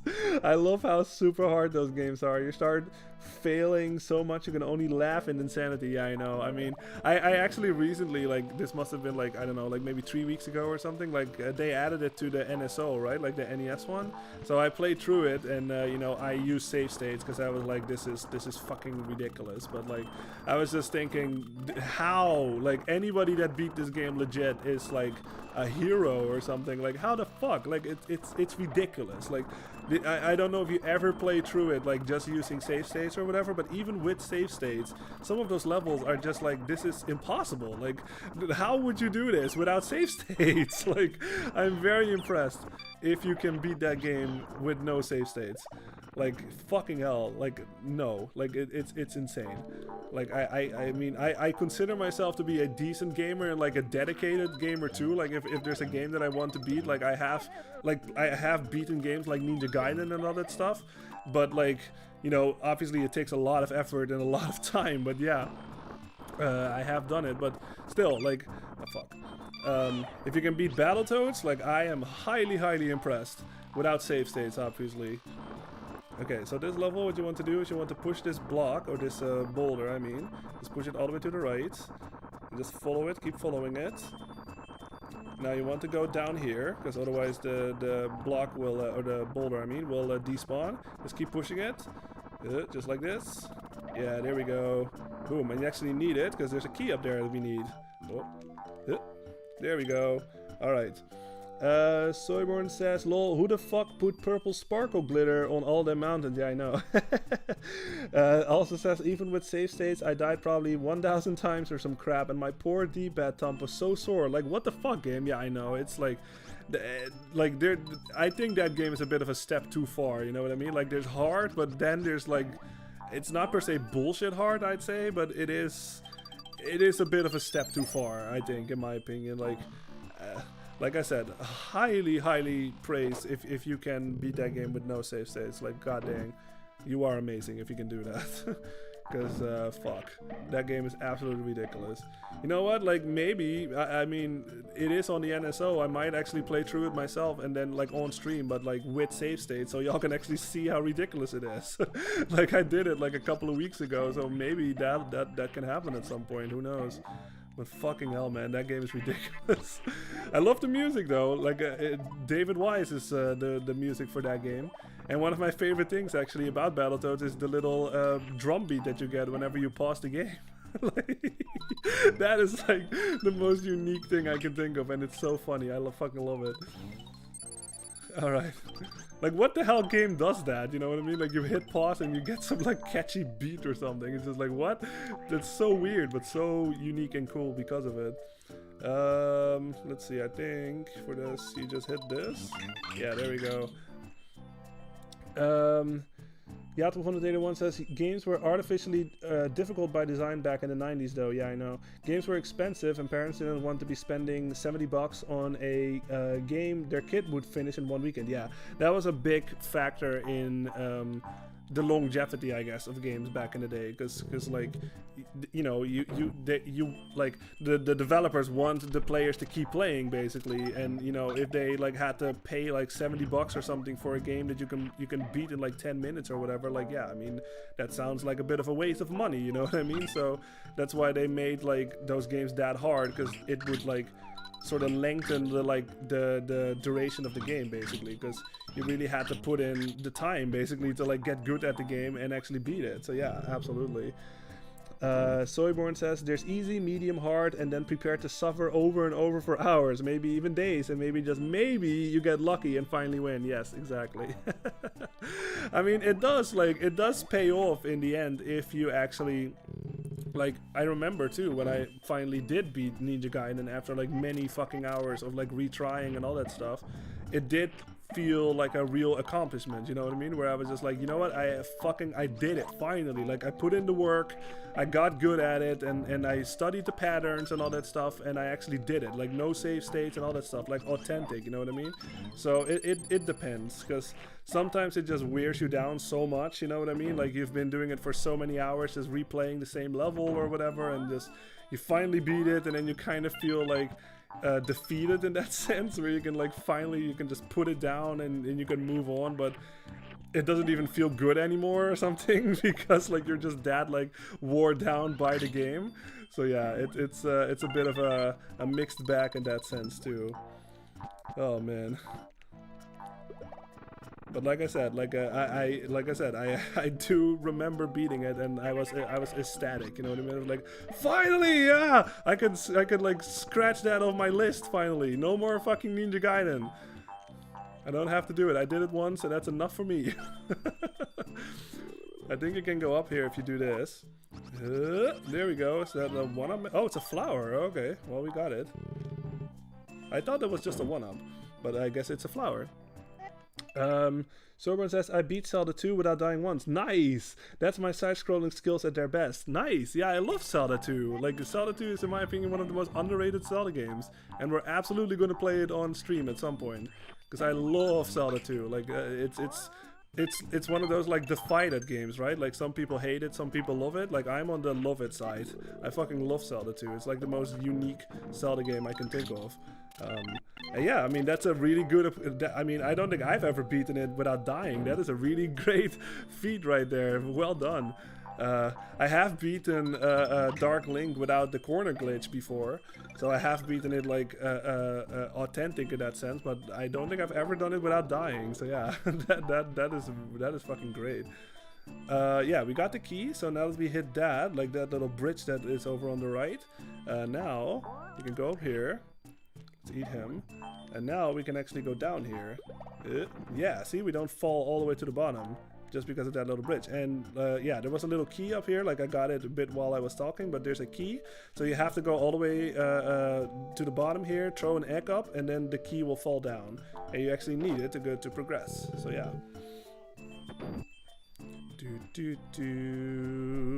What is the next room? Okay, hold on. Maybe I can do this. Nope. Yeah, I got it. Okay. I just need to switch to the right egg. There we go. Get fucked. Do we have everything? No, we missed 2 coins. Oh, well. Oh, well. Let's see. Seattle on the day one says, what's your favorite Zelda game? That's a really good question. Wind Waker is certainly up there. Skyward Sword was, at the time at least, my favorite Zelda game, which I know is very unpopular opinion, but like, yeah, I'm one of the people that love Skyward Sword. Skyward Sword, yeah, Breath of the Wild absolutely was up there. I don't know what my favorite one is. It's hard to tell because there's so many good ones, you know what I mean? Like, I basically, there's like not a single Zelda game that I don't like as far as I remember. Keep moving. This is 6-7. Haha, 6-7. Yeah, this is the last level before the final boss. What is my favorite Zelda game? Majora's Mask is certainly up there too. I fucking love Majora's Mask. I'm not sure on that one, actually. Like, I can't really decide. Like there's so many of them that I really like, you know what I mean? Like, I can't really decide what my favorite is. And you can also sort of divide it into like the 2D ones and like the 3D ones. I'd say for the 2D ones, my favorite one is absolutely A Link Between Worlds, which is like the sort of reimagining of Link to the Past. But for the 3D ones, I'm not sure. What is your favorite if you have one? Soyborn says, I totally used the corner trick on Dark Link. Oh, okay.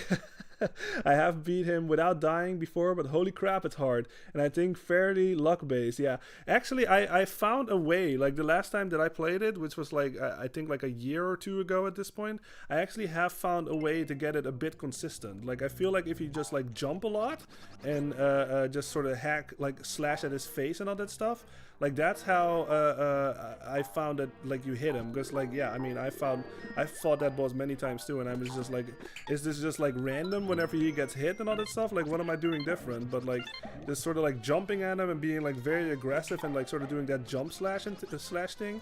Like I was able to get him like consistent, like killing him like consistently. So yeah. Swimmer says, Ocarina of Time for me. Oh, okay. It's just so 3D groundbreaking, you know. Yeah, I mean, absolutely. That was, like Mario 64, that was a very big thing at the time. And we will absolutely get to that one too. Ya1281 says, my favorite to play is Minish Cap. Oh, I love Minish Cap. Yeah, nice. My favorite to admire and appreciate is Majora's Mask by Countryman. Nice. Yeah, good taste. I love it. Love to see it. Yeah, for sure. Minish Cap is fucking great. I love Minish Cap. Like, you really can't go wrong with, like, the 2D ones, I think. Except if we're talking, like, the CDI games, but even those aren't that bad, as far as I can tell. Like, I've seen, like, gameplay videos of it and all that stuff. But, like, the official ones, I guess, like, the official Nintendo 2D Zelda games, you really can't go wrong with any of them. Like, they're all, in my opinion, amazing in their own way. Like, the Oracle games are some of the most underrated 2D Zelda games I can think of. So, yeah. And we will, yeah, we will get to those also, because I can play them on Switch. So yeah, lots of games. Like I said, like I have a list of all the games that I can play on the Switch, and it's a humongous list. So we will absolutely get to all of those that I just talked about, I think. So yeah, pretty cool. I'm very excited. All right, so. Yeah, if you can't tell already from this level, so sorry, I was kind of talking about other things, obviously, but yeah, this level is very much, the game says it as the title, like, keep moving, basically. Like, there's a lot of, like, chain jumps that chase you and all that stuff, and yeah, so it's like an Indiana Jones level in that sense, I guess. So, yeah, be careful. These platforms, obviously, if you haven't noticed already, but depending on the color of the platform that you're standing on, that depends on how fast that platform will move. So the green ones go really slow, the yellow ones go sort of mid-tempo, and like the red ones go really fast. So this is that another rolly platform thing, so yeah, make sure you don't fall. Here are more snippets.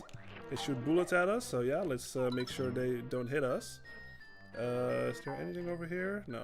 Look at the background here, by the way. Look how cool this looks with the trees and like the sort of like moonish, like I don't know what those yellow, I guess stars, but those are really big stars. But yeah, looks really cool once again. This is like the only like castle of level that's actually placed like, oh really? Ooh, okay. Ooh, that was that was a bit panicky, but I saved it. But yeah, this is actually the only normal level I think that plays like the castle music, if you haven't noticed already. Because yeah, this is right before the final level of the game, if we don't count the extra levels. So yeah. Soyborn says, lol, Zelda CDI has the funniest voice acting. Yeah, it sure does. Oh my god, my favorite one is I think it's Zelda Wand of Gamelon, the one where you control Zelda, and you have that one where you like kill the wizard or something, and he's like, "You've killed me," and then Zelda's like, "Good." That's my favorite thing in that whole game, I think. Just the delivery on that, "Good." Fuck you or something. It's just like, how do they come up with that stuff? It's so awesome. I love it. "You've killed me," and then he fucking melts and stuff, and like you see his heart and all that stuff, and Zelda's like, "Good." It's the best. Oh my god, that's the best fucking cutscene in that game. Yeah, I mean, the golly, like, I can't wait to bomb some Dodongos. Yeah, I mean, that game is in that sense, like, it's so good, it's so bad it's good, you know what I mean? Like, it's a treasure full of like hilarious quotable stuff. Oh my goodness. Yeah, I've watched like Game Grumps play through it like a long time ago. That was a great time. that was awesome. All right. Okay, we gotta, let's get this checkpoint. Okay. Yeah, I thought I touched it, but then I missed. Alright. I'm not sure if this thing is supposed to be like a silhouette of a mushroom or something, but I guess it is. Like, it kind of looks like it, or maybe it's a skull face? I have no idea. Alright, anyway, let's just keep going. We didn't get the key. Is there like a key like inside here? Oh, there is. Oh, okay. Sweet. Let's get it. Let's get the key. Hit. Go up here. Yeah. Let's see what this is. Oh my god, it's more throwing balloons. Is it 6 now? Does it have 6? Oh, it does have 6. Okay, yeah, so it does progress. I thought I saw it earlier on that screen. Like it said like 4 and then 6, I believe. So yeah, now you have to put in like 6 button sequences to throw it back at him. So let's see how this goes, I guess.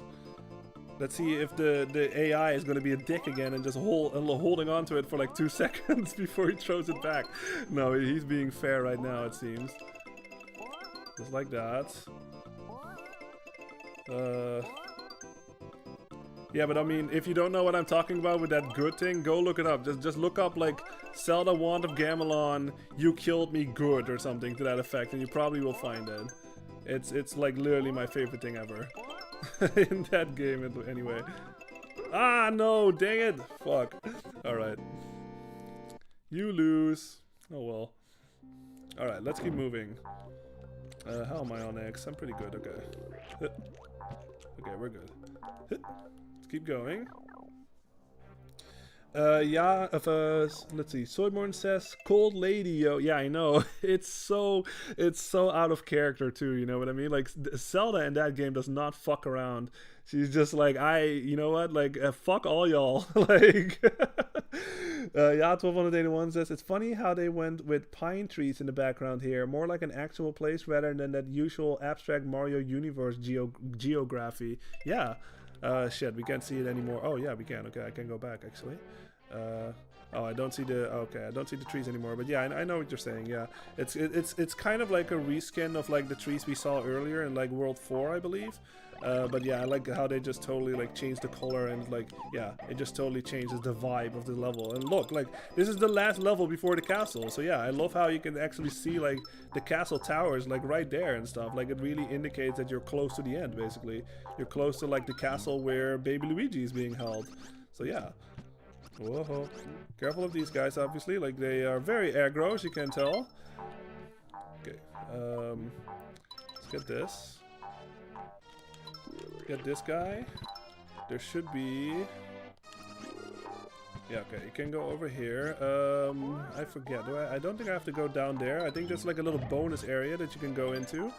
Do not go in that pipe yet, because if you do, then you'll go to the goal ring. And we don't have 100% yet, I think. I heard the jingle for the red coin, so we do have all the... Okay, that's what I was looking for. Yeah. So what you want to do with this, you want to make sure that he... Yeah, see, every time when he hits, like, with his feet, like, hit the flipper thing, that's when you... oh, that was a bit too early. That's when you want to throw it. There we go. Yeah. Sweet. Okay, we got 100% on that one. Sweet. Okay, let's just restock him on, back up on X. Go over here. And I believe there's like a little bonus area down here. I might as well show it. Yeah. Yeah, see, this is just another, yeah, hit the switch and then like just many fucking coins spawn in. It's basically like a little switch palace, I guess, from like Mario World or something, where you can get many extra one-ups if you need them. But no, there's no like flowers or anything like that, so yeah, you don't need to do that, but now you know it's there in case you do need it.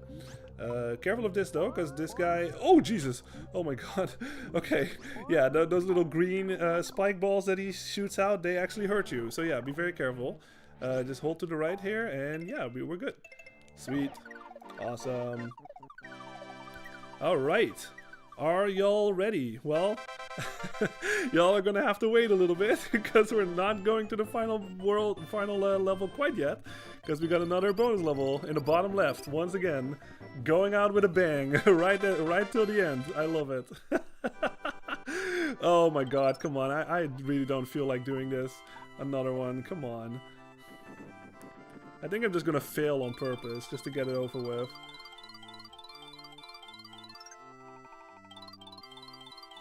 Okay, you know what? I'll just get like the full X one or something, because that's a really good item to have, but then I'm just gonna fail on purpose. Yay! We got that one. Because yeah, you do keep every item that you get. So, yeah. Oh no, I failed! Let's get this one. Oh no, I failed again. Oh my god, so bad. Alright. There it is, y'all. This is the last level in the game if we're not counting the extra levels. So, are y'all ready for 6-8? The final boss, final level in the game. Here we go. Now, before I actually play the level, you may have noticed something. King Bowser's Castle. Do you notice anything different about Yoshi's color here? Usually, when you play the last level in the world, it's the blue Yoshi. But, because this is the last world in the level, this is where baby Luigi's being held, I guess the green Yoshi feels obligated to take the helm on this one, because he's the one that found baby Mario. So yeah, I always like that little storytelling, I guess, that they just have in the game, where it's not the blue Yoshi anymore, but the green Yoshi is here. And I also went a little for my own headcanon in that is that the blue Yoshi is just stuck on the moon. Like, he got hit to the moon and he was stuck there, and somehow baby Mario made it back, but blue Yoshi had to stay behind and he's basically dead, I guess. Like, it's kind of a dark headcanon, but yeah, the blue Yoshi, I guess, is stuck on the moon. Rest in peace, blue Yoshi. Dark blue Yoshi. Oh boy, oh boy. Alright. So, the gimmick of this level is you saw Kamek back there. Like, he does not want you to get near baby Luigi, so he does everything that he can to basically stop you. So every time... Yeah, I don't know if you heard that, I was silent for a little bit. But every time when you hear his laugh like that means he's charging at you, basically. I'm just gonna be silent. Whoa! See, there he is. So I'm just gonna do that once more. Just listen. See here, and like he tracks like where you are too. So when you're flying in that helicopter like that, you want to listen to that sound. See, and just dodge accordingly, basically. All right. Let's catch up on chat. Yeah, 1221 says the bonus levels are killing me, lol. Yeah, I know. Sometimes it's a bit too much. Like sometimes I just want to keep it moving, you know. Soyborn says, I like how this bonus round is highly rewarding and the others are shit by comparison. Yeah, I know, like that's one of the best, especially when it comes to items, like that's one of the best bonus levels you can get, for sure. Soyborn also says, Green Yoshi only agreed to save Mario if he gets to personally destroy Koopa. Yeah, maybe, that's a good headcanon too, yeah. Yeah, 1281 says, you've got to play the final level as Green Yoshi, it couldn't be any other way. Yeah, I agree. I like that. It's like I said, it's not a very big thing or anything like that, but it's the small things make a big difference in that sense, where like, yeah, the Green Yoshi is the one that found baby Mario, so he feels obligated to basically do the last level and all that stuff. Now, you may have noticed this. All these rooms, basically, like it says 1, 2, 3, and 4, like on each room. Each room is unique. It's basically a callback to Mario World in that sense. Remember how in the last level of Mario World, you had those like 1, 2, 4, and then like 5 through 8 or something worlds of doorways and stuff, and each room was like unique in that sense. They basically made like a little callback here with that. So what I kind of want to try to do here is if I can like do what I did in the Mario World playthrough, where I can like show off like each room. So I'm just gonna focus on the one right now. Now, okay, there we go.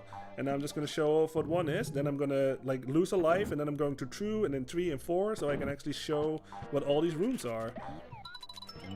So this one is just basically, yeah, it's just a platforming challenge. You want to be careful of these, obviously. Now what you have to do here, you have to crouch here so this thing won't hurt you. Yeah, you want to be, like I said, the chain will actually hurt you too. So make sure that you don't hit the chain, because you can't actually jump through the chain in this game. So yeah, you want to practice patience here. Now don't worry about when you're going for 100%. They made sure that each of the rooms that you get have all of the stuff that you need, basically. So you don't have to like, you know, if you pick like a specific room, it's like impossible to get like all of the red coins and all that stuff. That is not the case.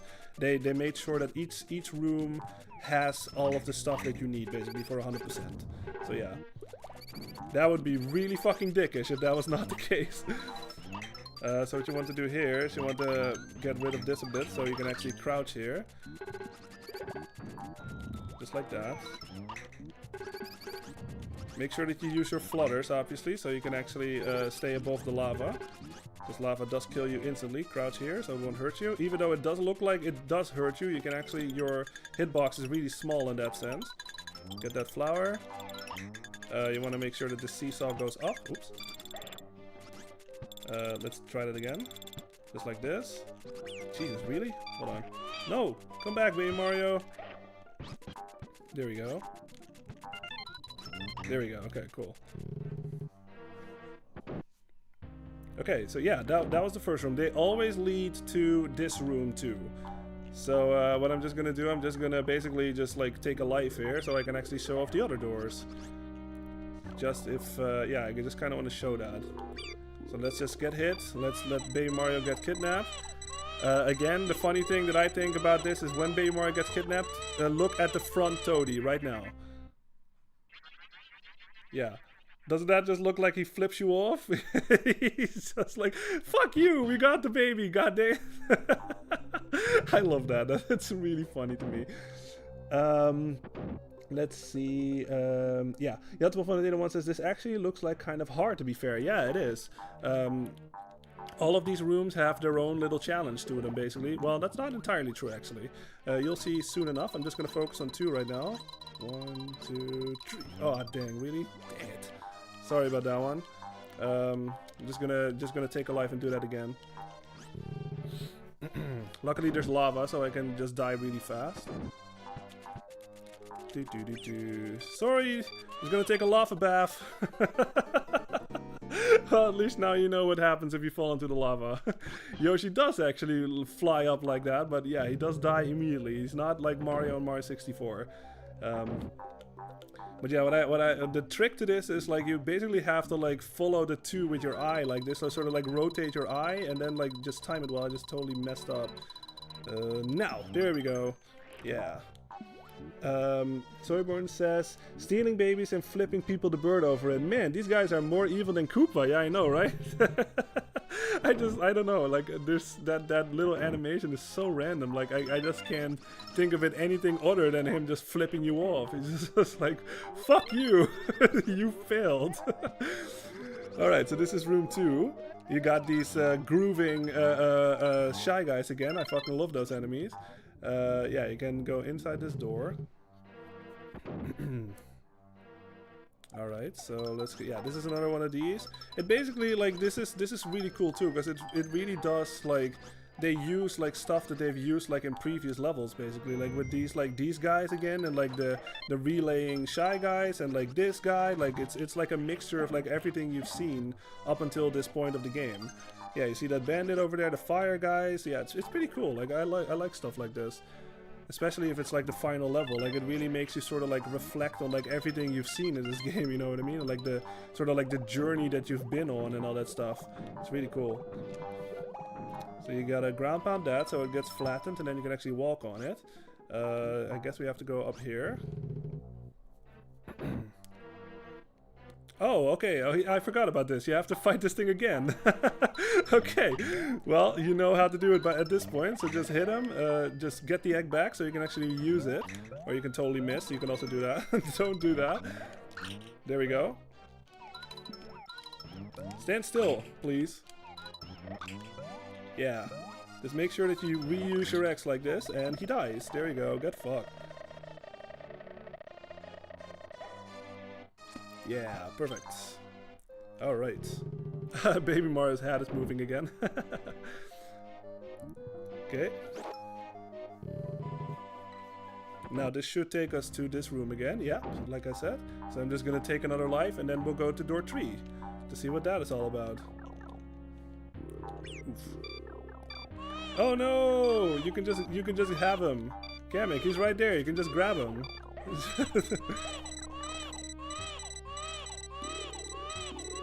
Even Baby Mario was like right over at Kamek and he didn't even grab him. Oh man.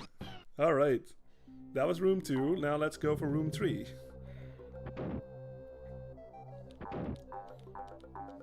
Okay. Let me check it out. So it's over there. 1, 2, 3. There we go. Got it. Sweet. Now, room 3 is the most dangerous one. I also don't like this one at all. This one, you'll see why in a little bit. This thing will say, Run away! Hurry! Yeah, like you can tell, it's all in bold too. Like it's super big. Like run away, hurry! This background also looks kind of evil. Like it's like an eye thing with like teeth or whatever. It's almost like a sound wave in that sense. But yeah, what happens if we go down here? Oh, boss music. Oh my god, yeah, this thing is back, but now he's gold and stuff. It's an auto-scroller, and he basically just tries to like hurt you just by walking over you. So yeah, all you have to do is just keep him back like this. You can't actually kill him as far as I know. But yeah, it's an auto-scroller obviously, so yeah, that sucks. I don't like auto-scrollers, they're slow. And you basically have to just keep this thing at bay while you're going to the left and all that stuff. So yeah, it's my least favorite one out of all of them, obviously. Let's make sure he doesn't get close to us. Yeah, there's also lava and stuff. There's bottomless pits everywhere. So yeah, absolutely. If you're, I mean, unless you like this stuff like this, obviously. But yeah, if you don't, try to go for either room 1, 2, or 4, and not 3. Because yeah, you have to deal with this crap. I like the music though. The music is fucking kick-ass. It's like the only good thing about this is the music kicks ass. And the background is nice too, I guess. But yeah, this just, I think actually, if he jumps like this, yeah, I don't know if he's dead right now. I think, no. So even if you like bump him into like a bottomless pit, like he still survives somehow. So yeah, it's a nuisance. And you can hear him, like you can hear him jumping, he's walking towards us and all that stuff. Yeah, it sucks. But yeah, I just wanted to show it off, so at least now you know what this room is all about. Make sure you don't fall, that lava down there will kill you instantly. I'm just looking, like I'm just looking backward just to make sure that he doesn't get close to me. Yeah, there he is. He's gonna jump. There we go, get fucked. But he still survives. He jumps out of that bottomless pit somehow. I don't know how he does it. He can jump really high.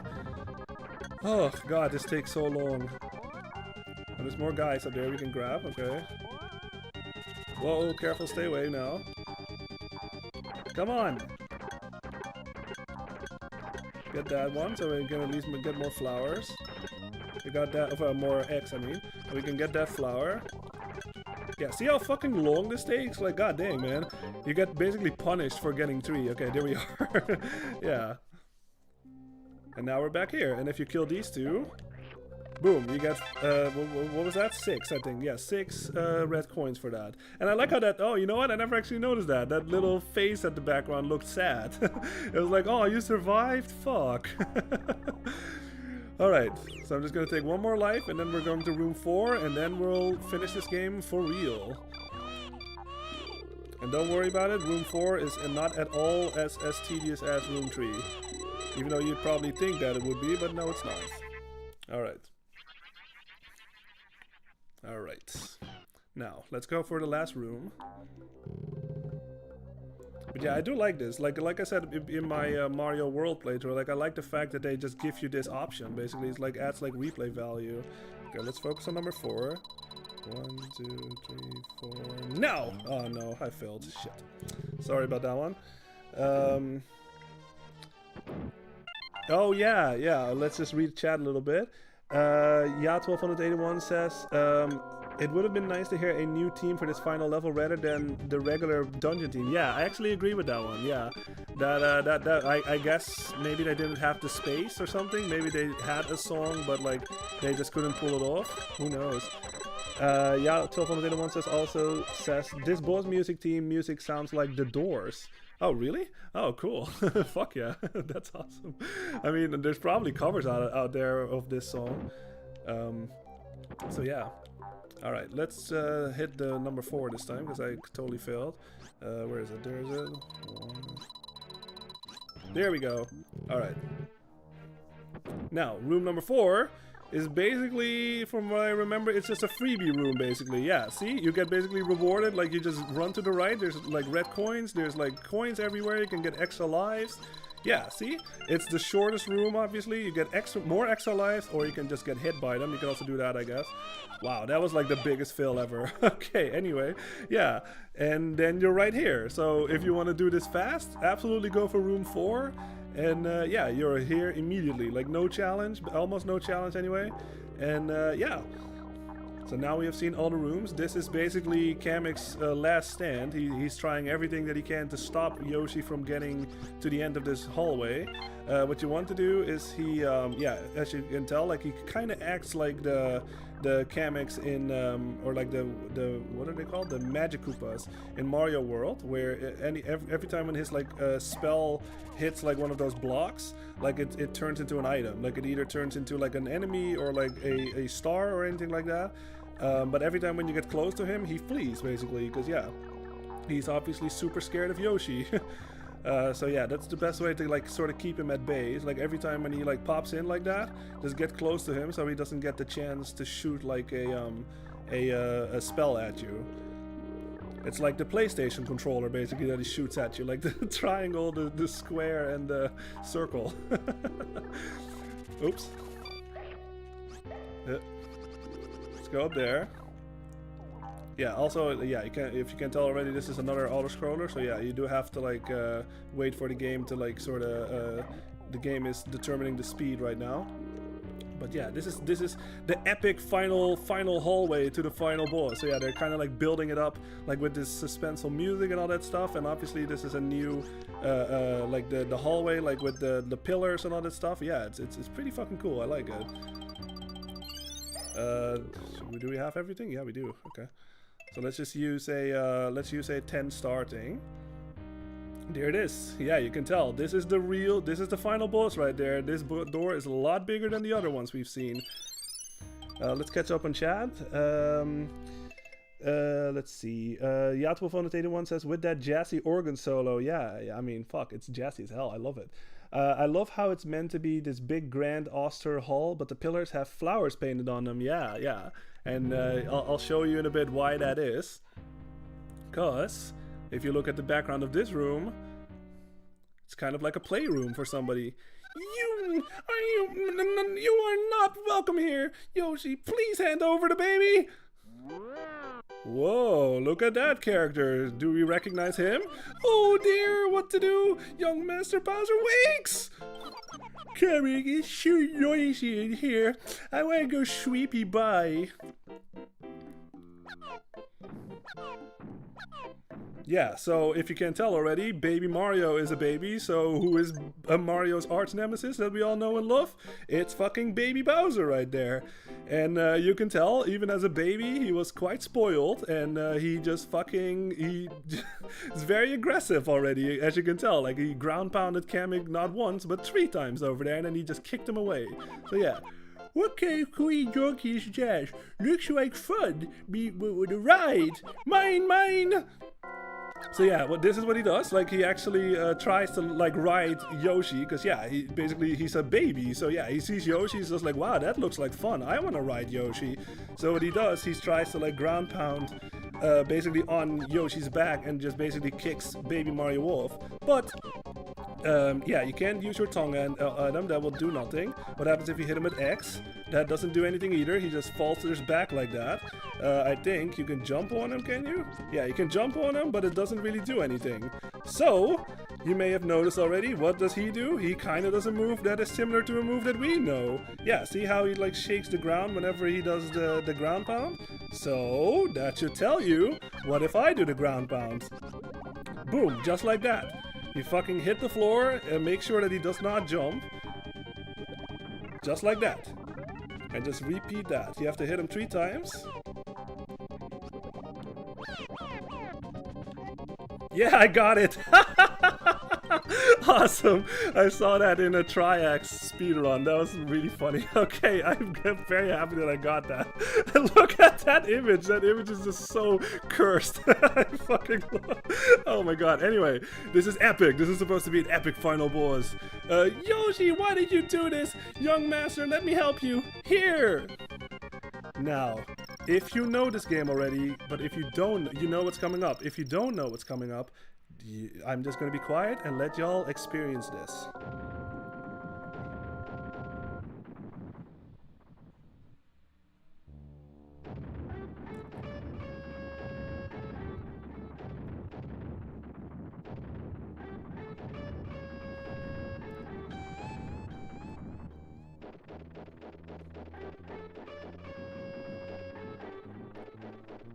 Oh yeah, baby.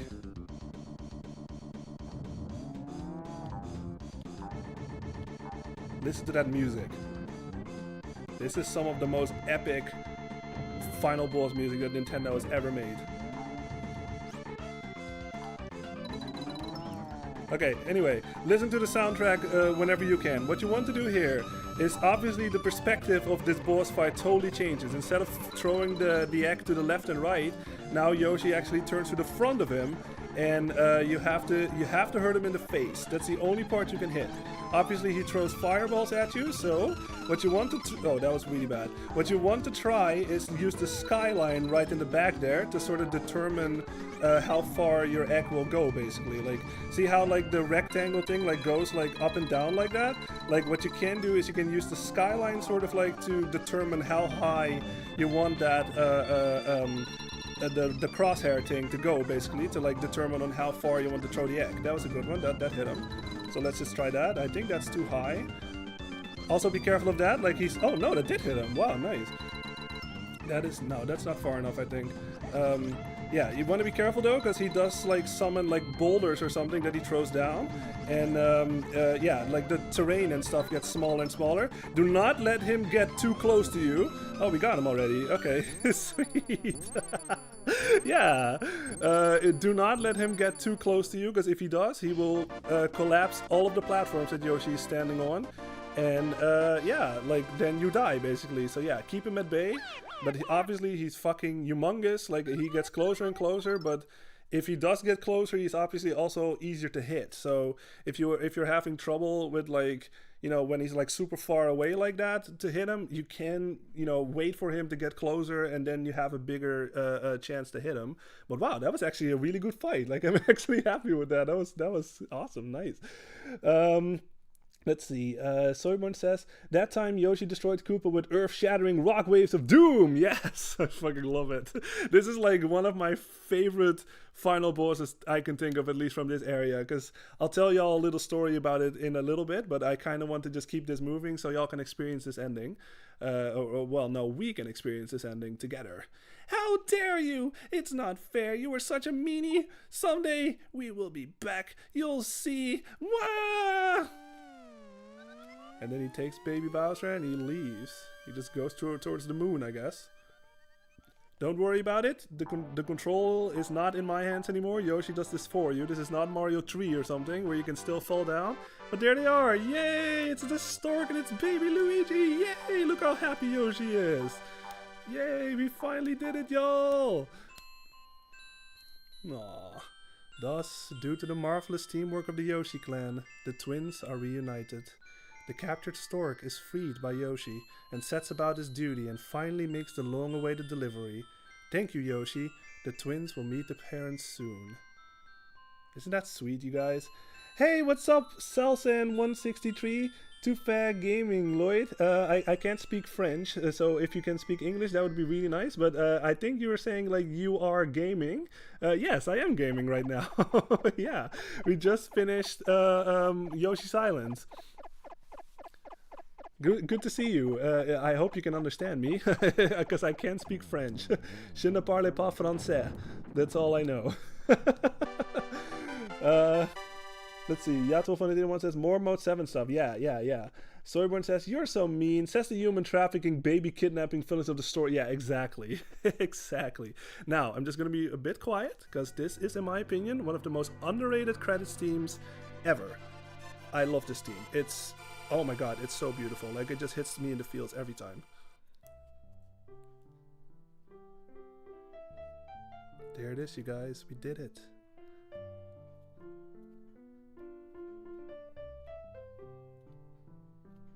Just listen to that. Isn't that fucking nice?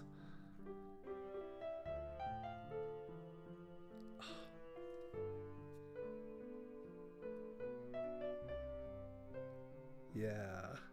It's fucking beautiful. Just look it up on YouTube. Like, credits team, Yoshi's Island. Listen to the whole thing. It's so... oh my god. Like, this is one of those songs I get like almost emotional. You know what I mean? Like every time when I hear this, like inside I'm crying right now. You know what I mean? Like that's just what this song does to me. Like it's a mixture of like the nostalgia, obviously, but also just like how beautiful it sounds. Like it's a beautiful like piano piece. But yeah, that was Yoshi's Island, y'all. One of my favorite games, like I said, like definitely in my top 3. I'd say, like along with like DKC2 and Banjo Kazooie. Like oh my god, like if you've been watching this stream, like I've been gushing over this game like probably throughout the whole stream. There he is, Koji Kondo. Thank you. Arigato. You know what I mean? So much. I love Koji Kondo. Yeah, but one of my favorite games, like I said, like I've been gushing over this game like pretty much through this whole playthrough. And you know, like everything from the graphics, like we've been saying like throughout the whole playthrough too, like the backgrounds, the graphics, like you can tell this is a late Super Nintendo game.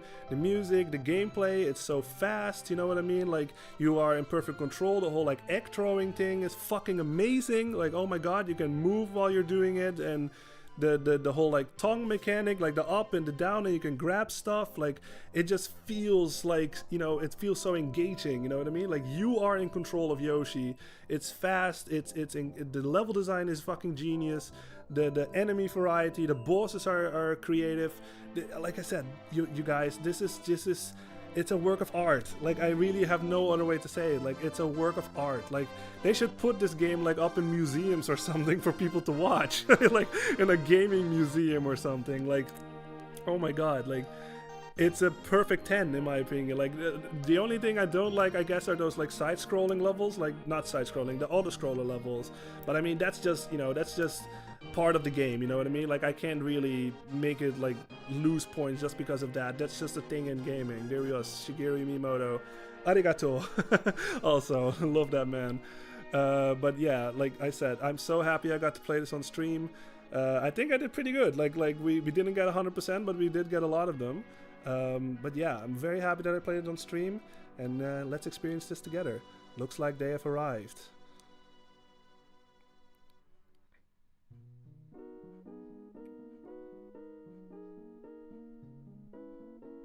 There it is. There it is. And there goes the stork. He delivered the babies.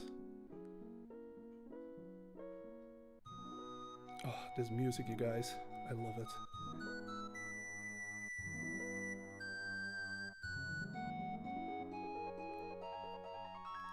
It's Mama Mario. No, don't do that. Heroes are born! Yay! Look how cute this is, you guys! Yeah. Oh, it's so cute, you guys! I fucking love it! Oh my god, like it just hits me in the feels every time. Especially if you have been playing like all of the Mario games later after this. Obviously, this is like the origin story of the Mario Brothers, basically. And you know, like you know what they've accomplished like in the later games and all that stuff. Like I mean, god, and that little like da da da da da da da da, like at the end, like oh my god, like it just, oh, I am crying inside right now. You know what I mean? Like it just hits me every time. It's so nice, and it's just a beautiful. It, like I said, man, this game, in my opinion, it's like pretty much perfection. Like there's barely anything I can think of that I dislike about this game, except, like I said, like the auto-scroller thing, but that's not really this game in particular. That's just a gaming thing in general, you know what I mean? So can I really fault it for that? I'd say no. But like everything from controls, from music, from graphics, from gameplay, everything about it I love. So yeah, like I said, you guys, I'm so happy that I got to play this on stream. Yeah, I had a great time playing this, and yeah, I hope y'all liked watching this too. For those that haven't played this, I mean, if you like what you're seeing with this, go pick it up, go play it. Like, oh my god, it's so good. It's not like a hidden gem or anything like that. Like a lot of people know about this game, obviously, but like if you haven't played it yet, highly recommend check it out. You know what I mean? And just see what you think of it, like how you feel about it, because I love this game. I've been loving this game since it came out, really, and like even now, like almost 30 years later, like it's still a game that I go back to with great joy, because it just makes me happy. It's sort of like a comfort game for me in that sense. where I can just sit down, I can play it, like it feels intuitive, you know what I mean? Like there's not a whole lot of you just play it immediately, you know what I mean? There's not a whole lot of story or something. You just like you play it and you can just go, you know what I mean? And you can have a great time. Every time that I play this game, I have a great time. You know what I mean? So yeah. And absolutely, if you go watch speedruns of this game, like it is, oh my goodness me, it's so amazing how the speedrunners have like dissected this game and how they're playing it. Like I haven't watched like a recent one, but the one that I watched like in 2015, like with Trihex and stuff at HGDQ, like I was so impressed. Like that got me like into like watching speedruns for other games. You know what I mean? Like it was just like, oh my god, like this is a work of art. You know what I mean? It's so cool. So yeah, go check it out. Let's see. Let's catch up on chat. Yacht1281 says, "No way would an early Super Nintendo game have an animation like this." Yeah, exactly. Soyborn says, "I remember crying a little at the end when the Mario team kicks in." Yeah, same. And you see him and his bro reunited with their parents. Lol, who the fuck is Mario's mom and dad? Yeah, I still don't know. I don't know if they ever had them. Like maybe in the Mario movie, I think, yeah, they did have like their family and stuff, but yeah. Yeah, 1281 says, "Great stream, learned a lot about the game from it too." Nice, that makes me happy. Like how the N64 wing cap version of the star music is actually originally from this game. Yeah, isn't that cool? Like I love finding stuff out like that. Like I had that with Zelda's Lullaby and like Kakariko Village. No, Kakariko Village in Link to the Past. Yes, Kakariko Village in Link to the Past, because I heard it in Ocarina first, and then later on I noticed that it was actually from Link to the Past, and I was like, oh wow, that is really cool. But yeah, y'all, that was Yoshi's Island. Like I said, very happy that I got to play it on stream. And yeah, thank you everybody for being here, obviously, and you know, experiencing this game, yeah, together with me. Like it has been a great time, and yeah, I'm great memories. You know what I mean? Like I think this was a very fun playthrough, and yeah, very happy that we got through Yoshi's Island. Like I said, one of my absolutely up there, my top 3 of favorite games of all time. So yeah. We're gonna switch now. Speaking of favorite games of all time, let's go back and we're gonna play another absolute all-time favorite game of mine. Let's switch to the N64. We still have roughly like 50 minutes left. Yeah, so that's really good. That's good. All right, let's go to Banjo Kazooie. Let's read what it says. "The adventures of Banjo and Kazooie begin here. This action game, released for the N64, Nintendo 64 console in 1998, features an unlikely pair, a honey bear named Banjo and a Breagull named Kazooie. Together, the duo embark on a wild quest that makes use of their wide range of combined special moves. It all starts when the wicked witch Gruntilda kidnaps Tootie, Banjo's little sister, and Banjo and Kazooie set out to bring her back, venturing from Spiral Mountain, along the shark-infested coastline of Treasure Trove Cove, through the icy perils of Freezy Peak, and beyond. But with Kazooie spending most of her time inside Banjo's backpack, they're like two heroes in one. Though they may squabble from time to time, with the two of them working together, nothing can stand in their way. Now, you can join them on this journey into a magical world of adventure." Hell yes. I am very, very excited. Oh my god, like I love this game so much. Love this intro. I'm just going to show this intro, obviously. If you do not know this game, then yeah, I hope you're going to enjoy this. Because, I mean, you must have heard of this game at least, I hope. Yeah, but I'm just going to be quiet and y'all can experience this very cute and charming intro. There he is. That's Banjo. And there's Kazooie. Kazooie. Yeah.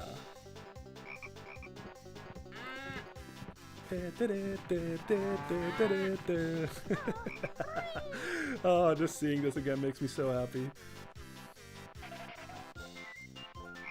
That's 2D. And that's another character we'll talk about later.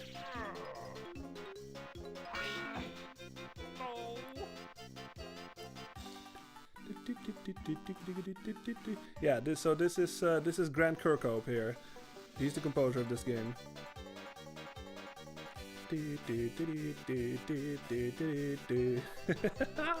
Oh, I love this so much.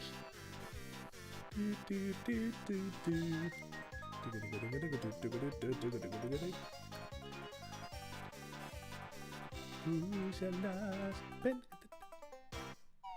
Yeah, isn't that fucking charming?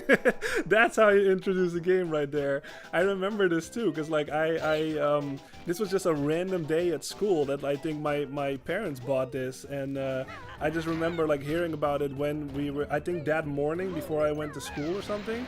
So like on that day in school, like I told all my friends about it, like, hey, I got this game called Banjo Kazooie or whatever, and we all like after school, like we biked home to my house and we all like sat around the TV and watched like this game in action basically.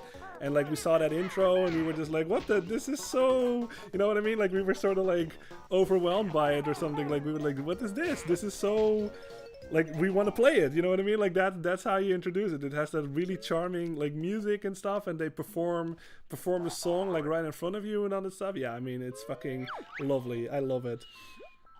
Let's see. Let's catch up on chat. Soyborn says, hey, so what the fuck even is a Banjo Kazooie or whatever its name is? Oh, so you don't know this game at all? Oh, that's awesome. Then I hope, yeah, I'm excited to like showcase it to you then. Soyborn says, oh, it's a bear and a bird? Yeah, it is. Sorry, I know nothing about it. No, it's all good. It's all good. Like this is cool. Like I like that you don't know it yet, so you can actually experience this game like sort of for the first time. Serban also says, is that a girl dog person playing the flute? That's a bear, actually. That is Banjo's sister called Tootie. Ya1281 says, you just strap yourself in. This is as good as the N64 God. Yes, absolutely. Soyborn also says, man, this is trippy as fuck, this game. Kazooie, what a funny word that is. Yeah, it's a play on words on the kazoo, obviously. Like the kazoo is like a little instrument, and I guess that's sort of what she was playing in that little thing, and not really, but yeah, that's basically a play on words. But yeah, this is basically, you know what? I'm just gonna get into the story first, and then we'll see. Okay, hold Z to erase it. Let's just get rid of this one, I guess. This one has barely anything. Are you sure? A to confirm and B to cancel. Yeah, there we go. So yeah, you can tell this is basically your file select of this game. You can just, yeah, this is Banjo's house basically. Like here he's like just cooking some food or whatever. Here he's playing the Game Boy. I fucking love that he's playing the Game Boy. Alright, let's get into it. I am very fucking excited.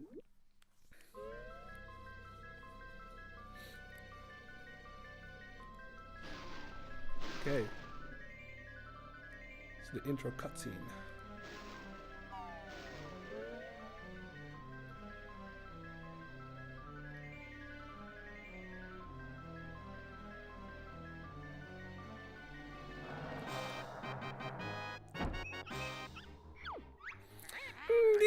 Ding pod by the bench. Who is the nicest looking wench? Why, it's Grunty any day. She really takes my breath away. Yes, you're right. I'm rather proud. My looks stand me out from the crowd. But there is this girl. What do you mean this cannot be? There's no one prettier than me. Why, it's Tootie, young and small. She's the prettiest girl of all. No, you must be mad. Nicer beauty can't be had. Unfortunately, I think you'll find. It's Tootie, she's cute and kind. Well, we'll see about that!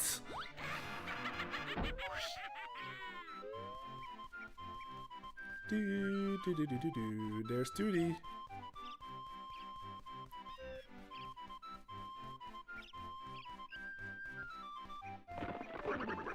And who's that mole? Hi there, Tootie. What are you going to do today?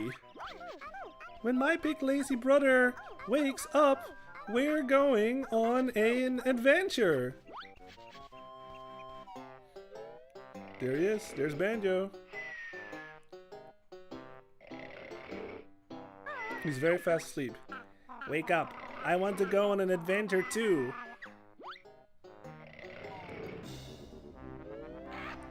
Here she goes. If Tootie thinks she's fairer than me, I'll steal her looks and ugly she'll be. Is that your brother? Where, Mr. Mole? I can't see him. Up there in the sky. I don't think so. Who is that? Come to me, my little pretty. You'll soon be ugly. What a pity. Let me go, you ugly old hack. Don't scratch and bite, my little bear. You'll soon need bigger underwear. Oh no, she's got her. Somebody help! Banjo, wake up! Now! Oh, yawn. What do you want, Kazooie? Let's get outside. There's trouble. Yeah. There it is. There we are. We're in the world.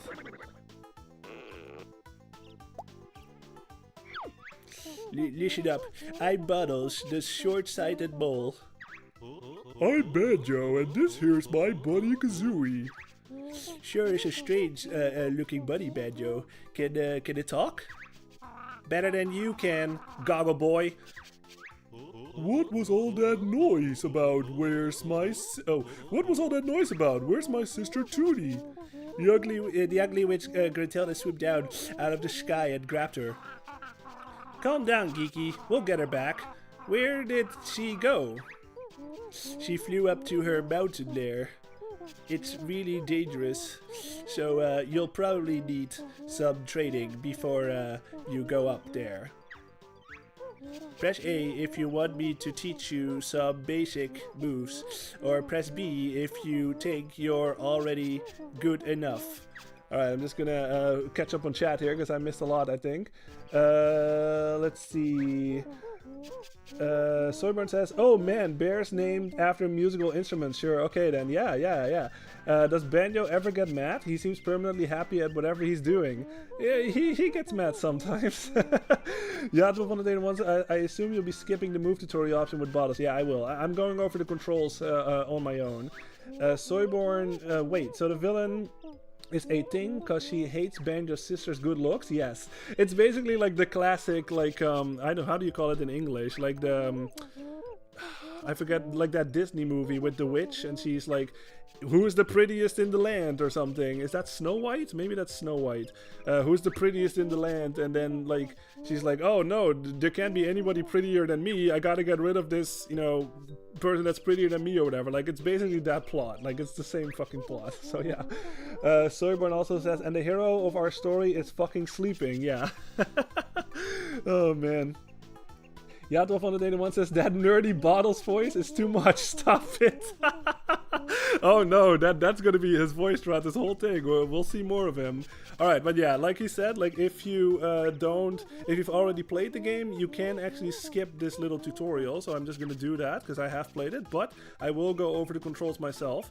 But if you are playing this on your own and you don't feel confident, obviously, because this is your first time playing, I recommend pressing A here so you can actually, you know, learn the moves. Like, he will teach you all the moves. You bet we're good enough, Bottle Brain. Very well. I'll give you your basic moves. Yeah. Meet me at the top of Spiral Mountain. Alright, here we are. We're in control. So, if you, especially for you, Soyborn, since you haven't played this already, this is basically... This came out after Mario 64.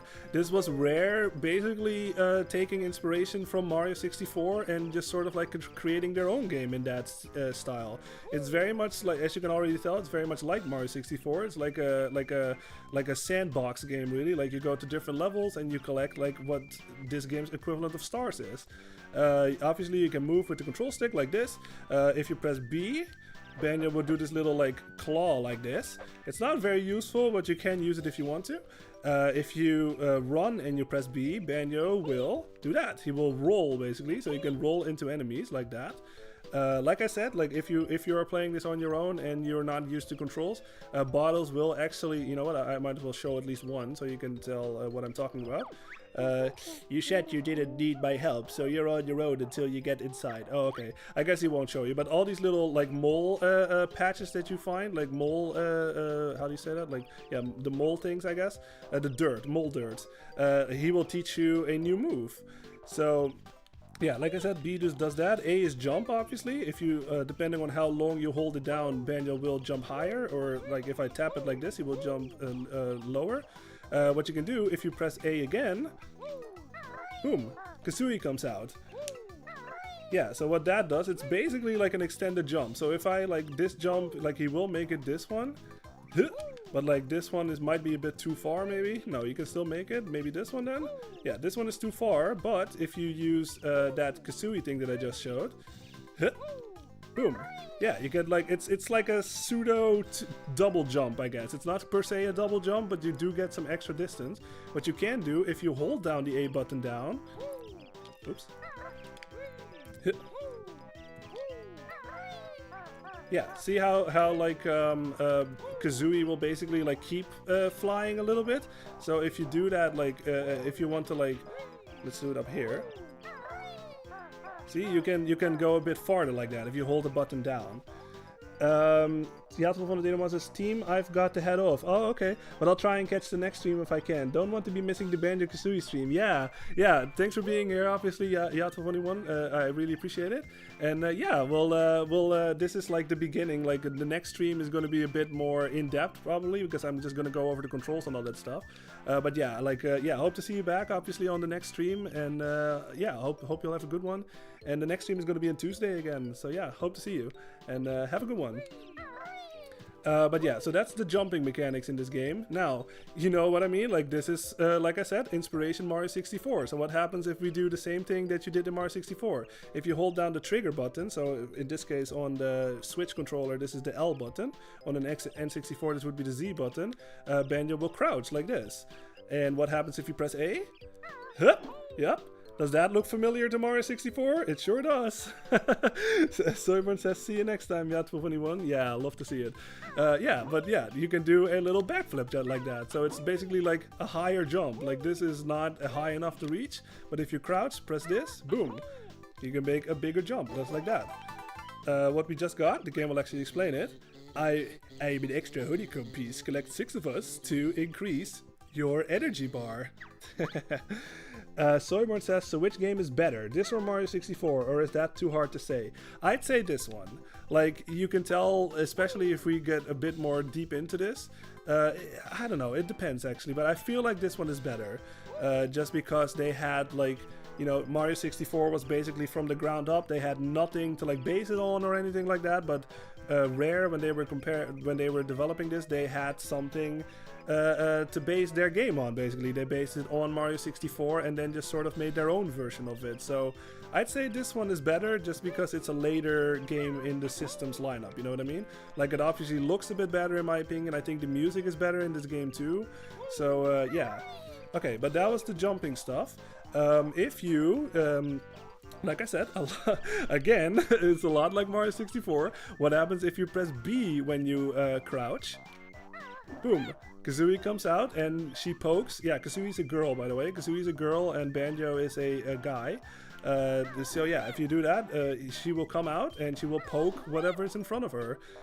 So if you hold the B button down, yeah, see that? Like it sort of extends. Like she goes even further down on the floor like that. Just like that. So yeah, let's just try to use that on an enemy or something. This is an enemy over here. This is just a little a vegetable thing. I don't know how to call it in English, but yeah. What happens if we use it on it? Boom, you kill it.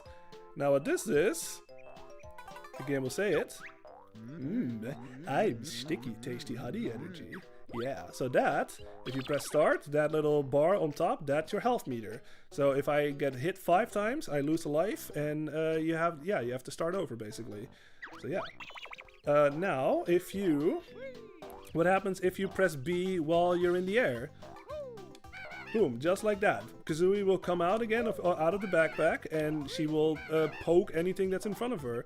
So this is one of the best moves in the game, in my opinion, because it really is super effective against almost anything.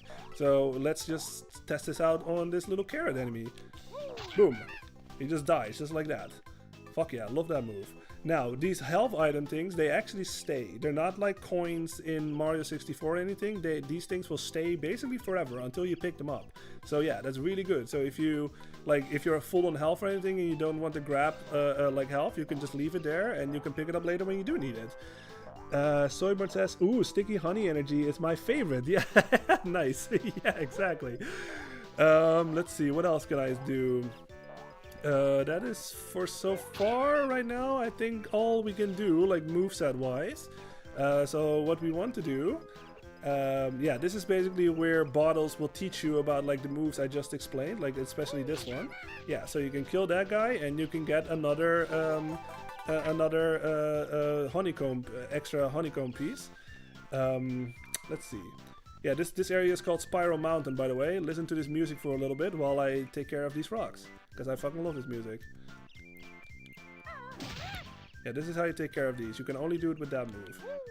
See, that doesn't work.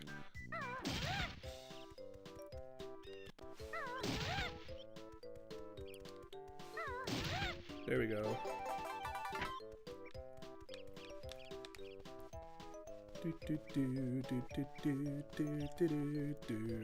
Isn't that nice? Look how jolly and happy this music is. Like just imagine you're like a little kid playing this. Like we were like fucking like 8 or something when we played this. And just this world and the music and the lush graphics. Yeah, I mean this left a huge impression on me. Alright, so this is, yeah. It's gonna be quiet a little so you can hear it a bit better.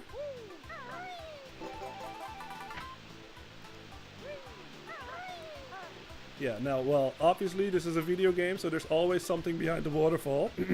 What happens if we grab this? Look out for me, I'm an extra life. Yeah, so this game does have lives, like I said earlier. And all those, yeah, that little trophy thing that we got, that's an extra life. Now, let's go over the water controls. Banjo can't swim. He's a bear after all. Bears usually can swim, as far as I remember. He basically dog pedals like this. If you press B, he will submerge under the water. And if you press A, he will use his feet to like go swim. But if you press B, Kazooie will take over. And she will, like, this is basically, the difference between this is, like, the B one, like, you swim a bit further, like, faster, I guess, but you have, like, less control. And the A one is more for, like, precision steering, basically. So, yeah, you can just do that. You can switch between them just by pressing A or B. And what you can do, actually, this is a really good thing to remember, is if you press the R trigger, you can turn a lot better. See how like fast I'm turning just while I'm holding the R trigger down like this? And that this is without it. See, like he just goes like, and now I'm gonna hold it again, and now I'm gonna let go. See? Now, if you notice those little blue honeycomb things, that is your oxygen meter. So yeah, make sure that that does not deplete all the way, because Banjo and Kazooie will drown and you will lose a life. So yeah. And just listen to the music for a little bit. Just notice how it's the same song, but now it's like underwater. Maybe you can't hear it because of the waterfall. Hold on.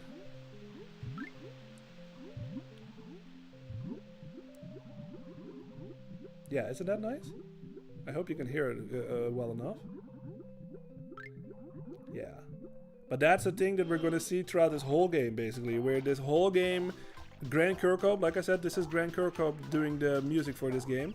He basically made like versions of like everything like in this game. Like whenever you're underwater or whenever you're like in a cave, like it's like the same song but it sounds different. He like did it with like different instruments, or just like he took away a couple of things, but he makes the world come alive because of it. Like it's really unique. Like as far as I know, this was like one of its first of its kind where the music was sort of like how do you say that? Like it feels alive. Like depending on where you are, the music changes. Like it's not just like a submerged version or something of the same song. It actually uses different instruments and all that stuff. Yeah, really fucking cool. I love it.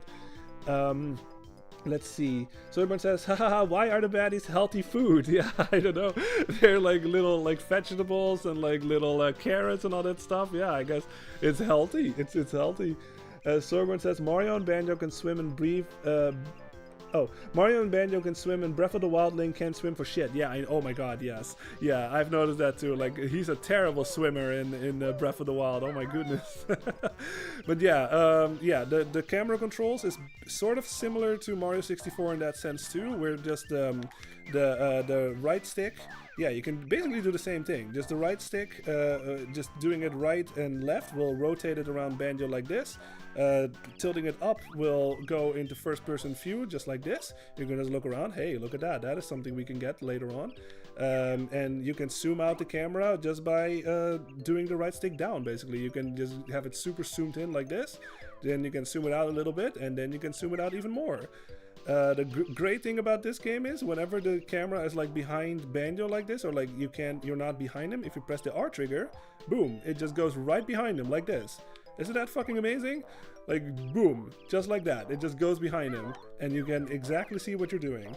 So yeah, I mean, fucking hell, man, this game, I love it so much. Alright, yeah, I haven't told you that, but Banjo is a bear, and usually, at least some bears, can climb trees. So yeah, that's what Banjo can do. He can climb up the tree, just like Mario on Mario 64. we're probably gonna hear that a lot, but yeah, climb up the tree. We can get this. There we go. Sweet. Now there's one more thing. This is like I said, this is called Spiral Mountain, and there's enough of these extra honeycomb things to get more health. So if we swim around in this little moat over here, there should be a, where is it at? There it is. Yeah. There we go, we can get another one. And what happens if you have them all? Yeah, look at that. You get an extra heart container, basically.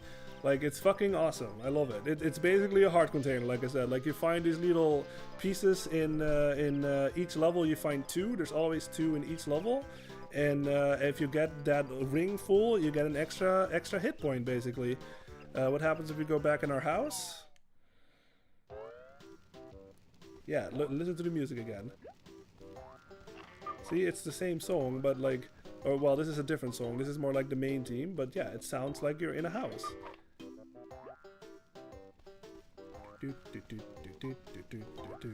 I like how Banjo has a picture of Bottles, but he didn't know who he was when he went outside. He's like, who are you? I've never seen you before, yet I still have a picture of you. That's weird, Banjo. What's up with that? Okay, anyway, that's basically your basic moves for so far. I'm not gonna spoil it, like, let's just keep moving. Yeah, so again, this is called Spiral Mountain. If you're curious about the music, go look it up. I mean, absolutely, you guys, this is one of my favorite, like Grand Kirkhope. Oh my god, like this soundtrack of this game, like, I mean, I played it all myself, you know what I mean? Like, I played like every major level and like major area and all that stuff. I played on guitar, and I have like a complete soundtrack, like Banjo Kazooie video on my channel, and it was like, oh my god, like I've never been happier. Just playing banjo music just lifts my spirits up every time. So yeah. All right. So you're ready to tackle the witch now? We sure are. Show us the way, Bottle Boy. Cross the bridge to enter Gruntilda's lair. Yeah. Look out for me inside. Good luck. So this is actually what you have to do in order to get this bridge fixed, because if you do not, if you ask him to like teach you all the moves and all that stuff, you have to learn all the moves before you can actually go in here. So you have to look for all of those, yeah, all of these, all of the mole dirt things to learn all the moves, because otherwise you can't go in Gruntilda's lair. But now that we have that, now that we've went all over Spiral Mountain, let's go into Gruntilda's lair.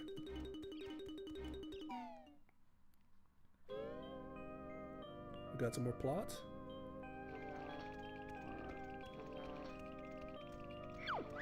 This fine contraption, so I'm told, will make me young and tooty old. Let me go, you fat hack. My brother will come and kick your butt. Rescue you he will not dare. There's many dangers in my lair. Hurry, Klungo, push that switch. I'm tired of being an ugly witch. Yes, Mistress Grunty. Power is on. Soon be ready. Banjo, help! So yeah, that's your basic plot right there. 2D kidnapped, we gotta save her. There he is, the fun begins. My tricks and traps will see who wins. So yeah, that is one of the gimmicks of Gruntilda. If you haven't noticed already, she always rhymes. Everything she says, like, it always ends in a rhyme. So yeah, this is a Jiggy. This is basically a star. Like, this is like the equivalent of the star in Mario 64. What happens if we grab it? Hey, it's me, Mr. Jiggy. Now go and find a picture with a piece missing.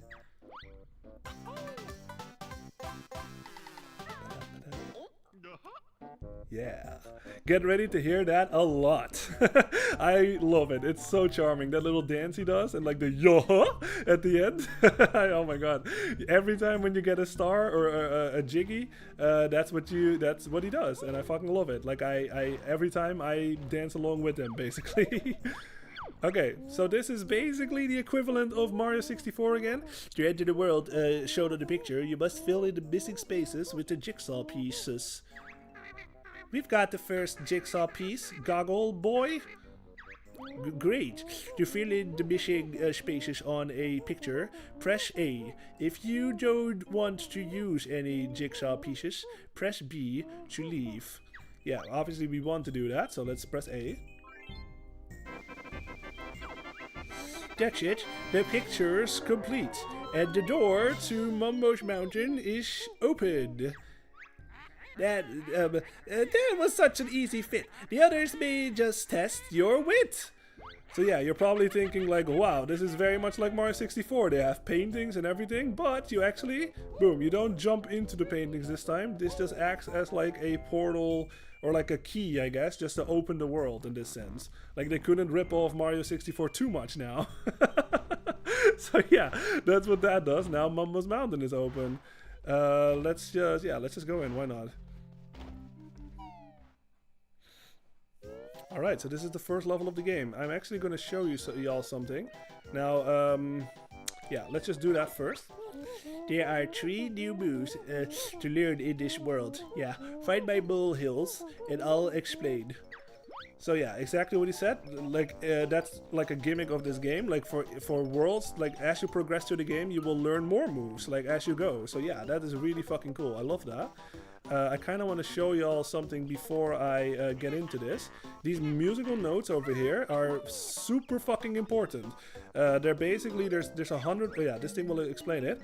I am a node, one of 100 on each world. Collect us to open the node doors. Yeah. So the gimmick of this game, and this is very important and also kind of a thing that holds this game a bit back for some people, especially since this is the N64 version. Be Mumbo's token, used for Mumbo magic. So yeah, we'll find lots of those. I'm just gonna show you this.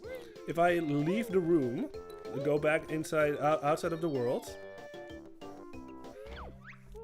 Grunty's magic stops you taking the notes of the world, but the 3 you just collected counts as your best note score. Yeah, try to get 100 on each world, as they are needed to open the note doors. Yeah.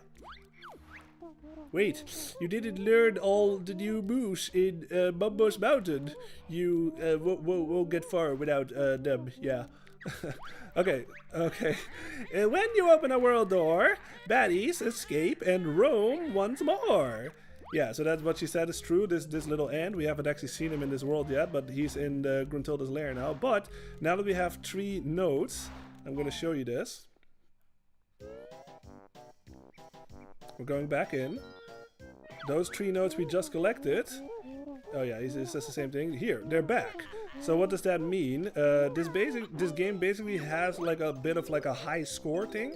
Like right now my high score is 3, right? So every time when I go outside of the level, those 3 notes that I collected, that's the only one that count. Like if I go outside of the world now with just 3, it doesn't mean that I have 6. Like it's just that I have the same ones that I have that I had already.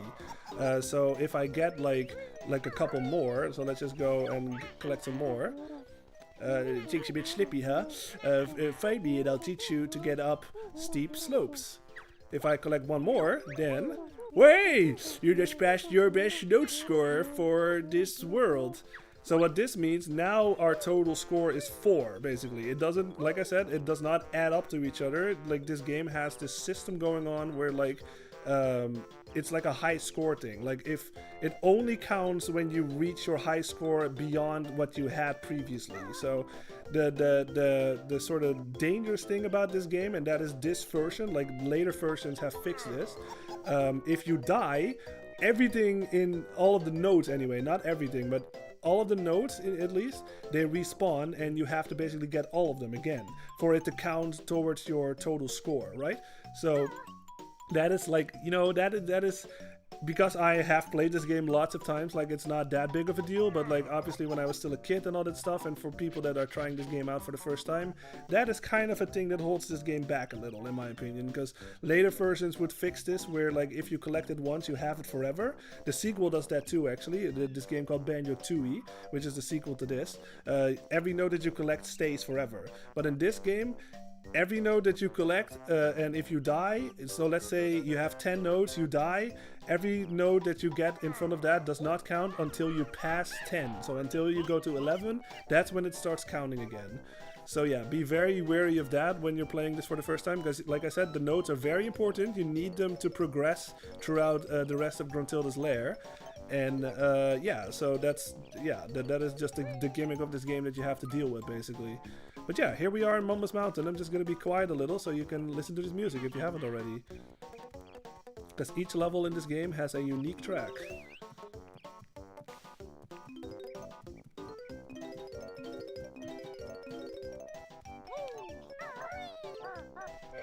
These are Jinjos. Yippee, you saved me! Gruntilda has imprisoned 5 of us, Jinjos, on each world. Free us all to get a Jiggy. Yeah.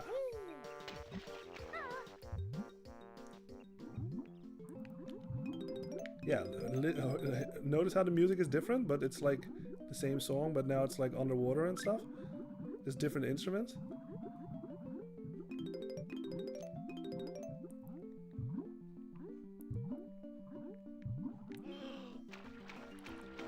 It's gonna be quiet for a little bit more so you can hear the music a bit better, and then I'll start talking about what we're doing here.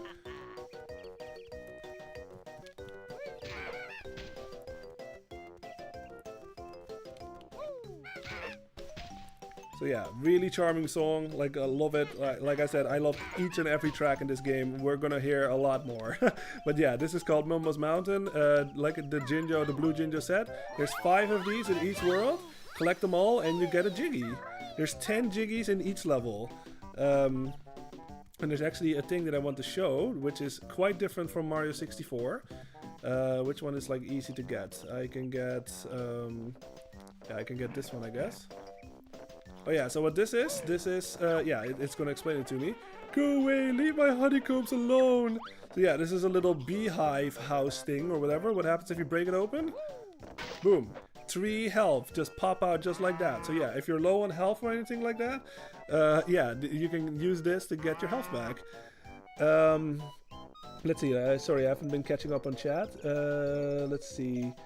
Soyborn says, yeah, I was gonna say, lol, how does he not know that motherfucker all he does is hang out in front of his house? Yeah, exactly. Yeah, exactly. Soyborn also says, wait, her name is Gruntilda? Yeah, it sure is. Gruntilda. Yes, perfect. Alright, so let's get our first Jiggy here. So this is... Gra, this Kogos tree, be hit bear with oranges. So yeah, he throws oranges down, He kind of makes like a Donkey Kong sound effect right there. Well, you notice these little switches on the floor. Obviously, he throws them where we stand. What happens if we stand on the switch? Don't touch Konga's blocks. Yeah, so you want to bait him into throwing the oranges on the switch. There we go. Throw it on this one. Boom. Grr. Clever bear, find Konga's gold. Yeah. Now, this is the biggest change in Banjo Kazooie that I like over Mario 64. Look what happens. You must search for 10 of us in each world. We'll help you progress throughout the witch's lair. Bam, bam, ba-da-ba-da.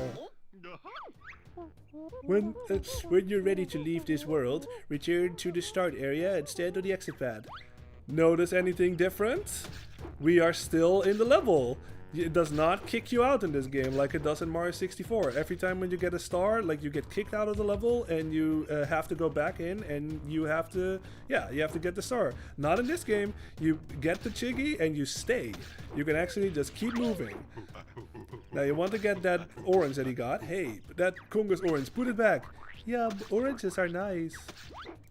Let's read this. Oh, sorry, I thought I saw something. Okay. Anyway, yeah, we got the orange, but yeah, that's a big change in Banjo Kazooie. Like, it does not kick you out of the level. You actually stay in the level. Now, this monkey over here that totally does not look like Diddy Kong. Oh, Chimpy like Konga's orange. Chimpy help Fat Bear and Bird. Yeah, so you want to get the orange and give that to him, and he will help us get up there. We get another Jiggy for that. Yeah. Oh, yeah. Oh, I love it so much. Alright, so what are these? We got eggs. We're the eggs. Kazooie can learn to use us as ammo. Okay, let's talk to our boy Bottles over here. Time for the buzzards to learn the ancient ways of the egg. I'm listening, Beetle Breath. Hold G, then press the top C button to shoot an egg out of your mouth, yeah. Hey, sounds cool. Anything else?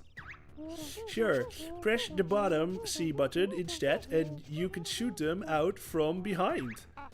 Jeez, sounds painful. I wish I'd never asked. Birdbrain can carry 100 eggs in their backpack. Oh, and you can also use the control stick to aim while you are crouching. Exciting, huh? Haha. Now that you've learned to use the eggs, here's 50 to practice with. Yeah, so exactly what he said. If you crouch, if you press the C button up, boom. He will shoot it, she will shoot it out of her mouth. If you press down, it even makes the sound. She poops out the egg from behind, basically. Oh yeah. So that's a new move we got. Now we can shoot eggs. Love it. And now that we learned it, be safe here. Bear can't hit Konga. So yeah, be careful of him because he will throw oranges at you as soon as we shoot him. Yeah, there we go. Your egg hurt Konga. So yeah, that is basically using the move you just learned. Basically, you shoot the egg at him just like that. He gets hurt, and then he throws an orange at you. Make sure you jump, because otherwise the orange will hurt you. Shoot another one. And... Ooh, Bear beat Konga. Me give prize to Bear. Yeah, there it is. Awesome. Alright. So yeah, this is basically, like I said, this is basically the name of the game. Like, this is going to be a thing throughout this whole game. We're going to explore many different worlds. We're going to get many different moves. And yeah, like I said, it's very reminiscent of Mario 64 in that sense. Like, the Jiggies are basically the stars. You don't really learn all... Well, I guess you learn, like, the caps and all that stuff in Mario 64. So yeah, like I said, they just basically base their game on that, and I think that's a good thing. Like, you learn from the best, you know what I mean, and then you sort of like apply that to your own game basically, and then yeah, it's fucking cool. I love it. All right, this is the empty honeycomb thing. Now, if you are curious how you are doing on your progress through the level, you can go over the few totals here if you press pause. Or press start, I should say. And there it is. There are the stats of the level. It showcases exactly Like it says even how long you've been playing, so that's exactly great for speedrunners or something.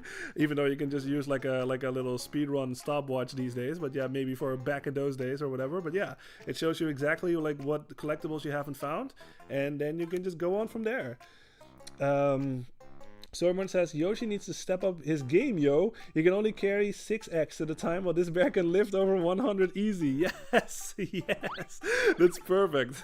Perfect way to say that, exactly. Yoshi has 6x, Kazooie has 100 you can carry in the backpack, so yeah. Alright, let's keep moving. I'm just gonna, we have like roughly 8 minutes left. I think I'm just gonna finish this level, and then we'll call it for today's stream, and then next Tuesday we're gonna keep playing this game. But yeah, like I said, I already loved Mario 64, and then this game came out, and I was like, oh my god, like this is the greatest thing ever. You know what I mean? So yeah. Ooh, yaha! I love the yaha so much. I did it in my the main team, like that little music piece we saw in the intro of the game. When I covered that game, I did the yaha myself. So yeah, that's the recording. So yeah, that was really fun.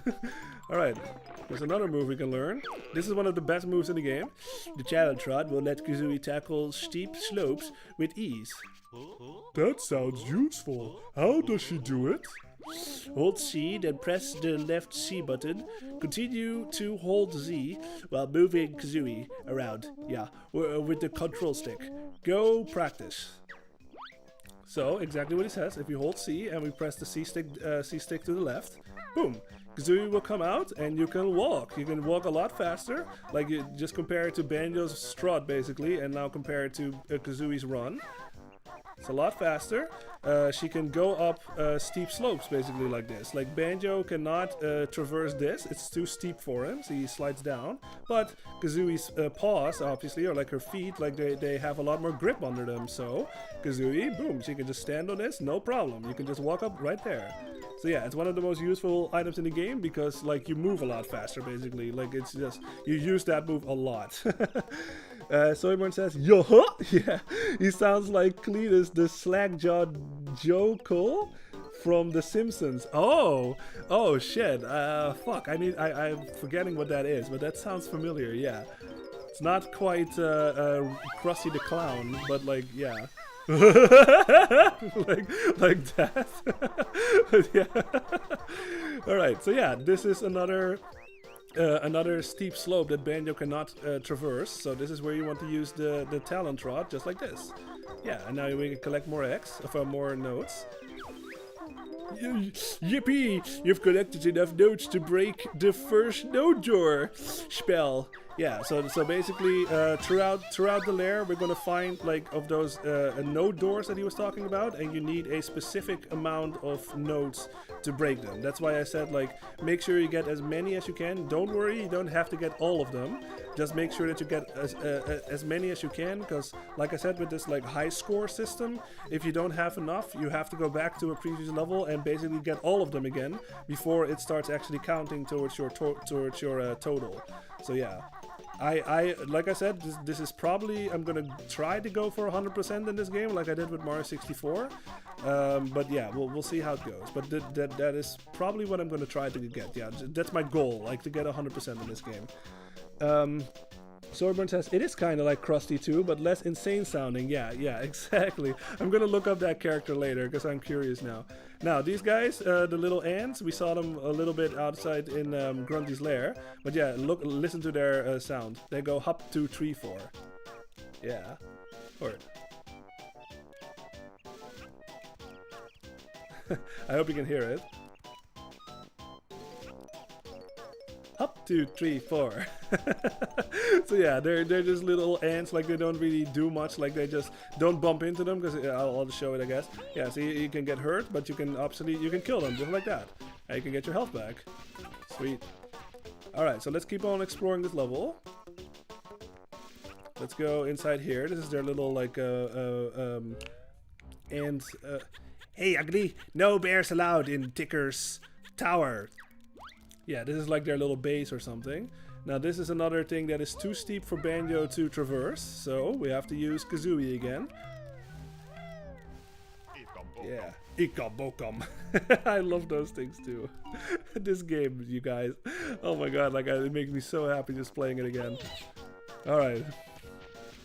So these guys, yeah, we saw them before. These are basically like the little Goombas or whatever from this level. As soon as they see you, they charge at you, and they just try to bump into you. Like, they don't really do much besides that. So just take care of them just like this, and they're dead.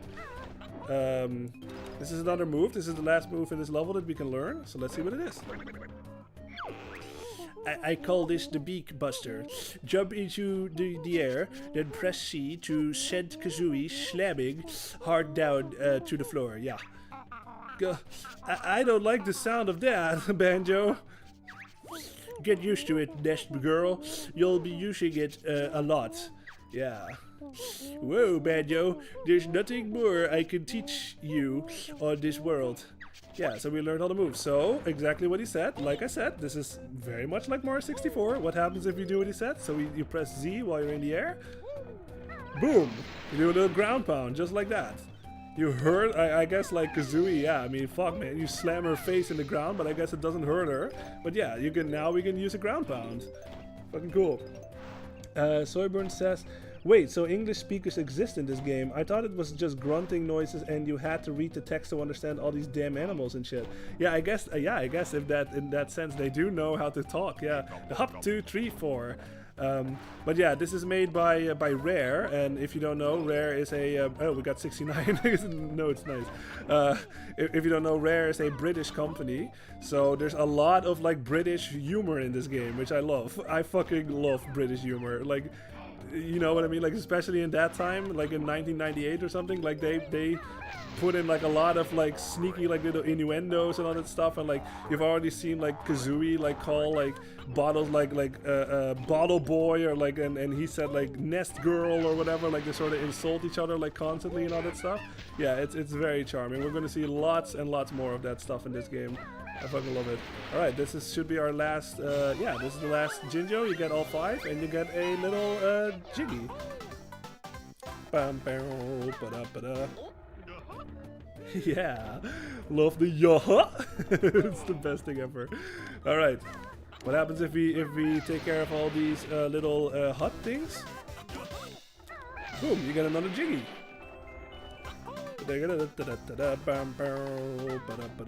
Ooh, yeah. But yeah, I mean, like, this is just, we're just scratching the surface here, y'all. Like, this is, we Juju, Bumbo's totem pole, feed us with nice blue stones. We are just scratching the surface on this game. Like I said, if you, like, my first impressions already when I was playing this game is very charming. You know what I mean? I love it so much. Servant says, those eggs are massive, like ostrich eggs. How does he carry 100? Yeah, I mean, how does Link in Twilight Princess carry the ball and chains in his pocket? You can apply that to many things. Alright, so this thing wants blue stones. Yeah, we can feed him eggs. Every time when you do that, he goes faster like this. So you want to make sure that you time it well. Make sure that you don't get rid of all of them though, cause, yeah, there's a little extra honeycomb thing up here that you can only reach if you leave one of them standing. So don't get rid of all of them until you get this. There we go. And now we have, there's always 2 in each level. So we have 2, so we don't have to worry about that anymore. If we hit this, boom. There we go. Yeah. Oh, yeah. Alright. Now, what is this house over here? Let's get this first. Ooh, yeah. Alright. Let's go inside. Let's see what this is. Aha. Who are you, kind feller? Me Mumbo, best shaman in all game. Get help Banjo and filthy fettered one. Watch it, hot boy. Mumbo's magic tokens hit by witch. Find tokens and Mumbo help you. Banjo not got enough tokens for Mumbo magic. Look at sign. Bring more.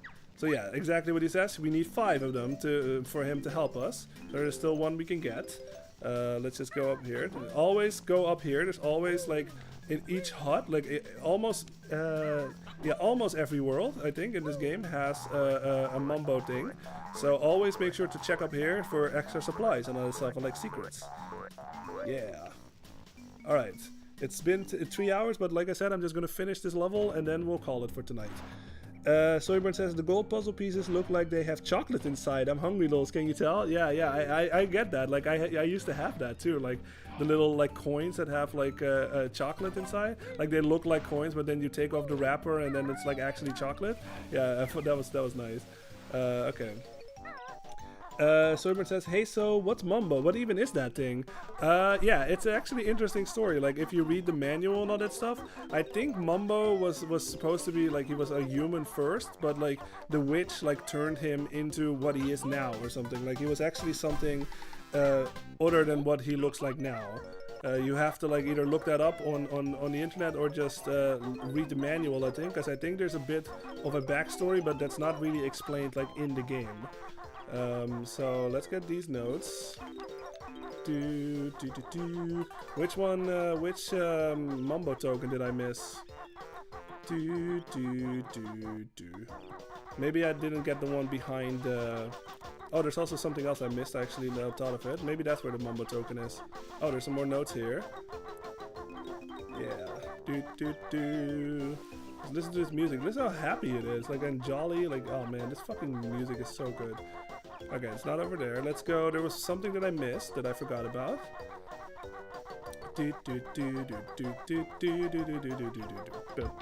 Yeah, careful of Congo over here because he will keep throwing his oranges at you. So you want to make sure you don't get hit by that. Let's go up here. There it is. That's what I think. Yeah, there we go. Now we got 5 of them. We're gonna hit this. This is a little Gruntilda switch. Every time that you hit it, like something in Gruntilda's lair will change, and in this case, just a Jiggy appears. So yeah. Oh, actually, there is fall damage in this game, just like in Mario 64. So make sure that you don't jump down from too high, because then, yeah, you will take damage. Oh yeah, actually, I'm gonna go over that a little bit later in this playthrough, but there is a way, just like in Mario 64, to negate the fall damage. It's a bit of an unintentional move. Like, I don't think that was intended by the developers, but we can do it. Okay, but now that we have 5, what happens if we pay him? Ah, Banjo has plenty tokens. Stand on skull and press B to see Mighty Mumbo magic. Let's do that. Oh yeah, baby. Now we are an ant. Mumbo's magic free to change back. You come when ready. Yeah. Termite bit small, but not bad for first spell. Mumbo practice needed. Yeah, so now we are one of the ants. You can basically just jump like this. You don't really have any moves. Like he said, you don't need to pay him the 5 Mumbo Skull, the Ikombokens. I always call them Ikombokens. You don't have to pay him anymore. You pay him once, and then you can just change back and into the end and back into regular Banjo whenever you want to. Ow. Hey, where did you get those shorts? I want them. So yeah, now that we are an ant, we have a lot better traction under our little feet over there. So yeah, now we can just, this little fucking, like, it's almost like 90 degrees. This ant has no problem just walking on it. Just like this. Yeah. We can get the last notes. Give me that cool backpack or else. Yeah, we got 100, we got all 100 notes. You found all 100 notes in this world. Well done. Yeah. Soyborn says... the bird can carry the bear. Yeah, she can. Might Mumbo magic. Yes. This game is literally insane, lol. What the fuck is happening? I know, right? It's so unique and creative in that sense. It's not safe at all, you know what I mean? And that's why I love it. Like, it's so out there and weird, but that's exactly what I love. Like, it's just, it's creative, you know what I mean? And here's the last Jiggy. Yeah, we got 10. Don't worry about the ant. Yeah, that little jingle that you just heard, that means that you have all of the Jiggies. So let's just go over the totals.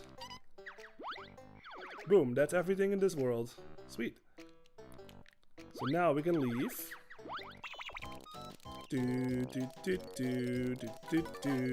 Now, little thing, you can actually leave with the transformation too. Like, yeah, I'm just gonna showcase this now.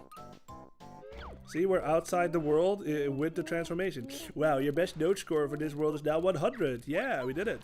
And now that we hit that little Gruntilda switch, we can go up here and we can get it. Yeah. Ba-da-ba-dum, boom.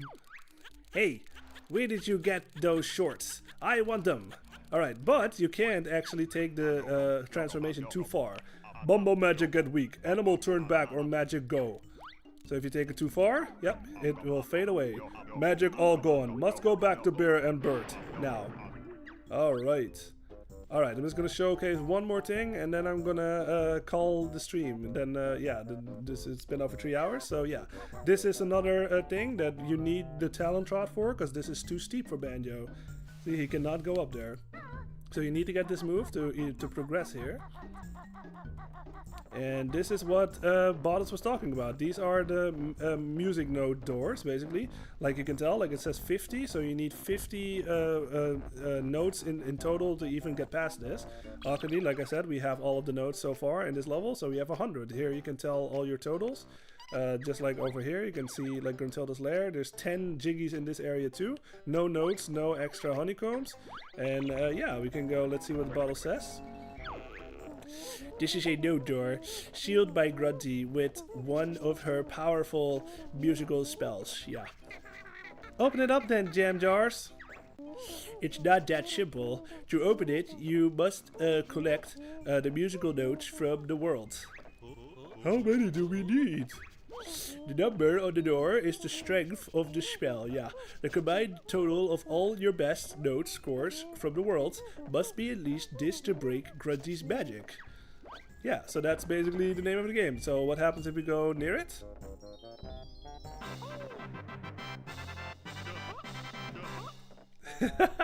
Banjo gets really excited and we did it, yeah.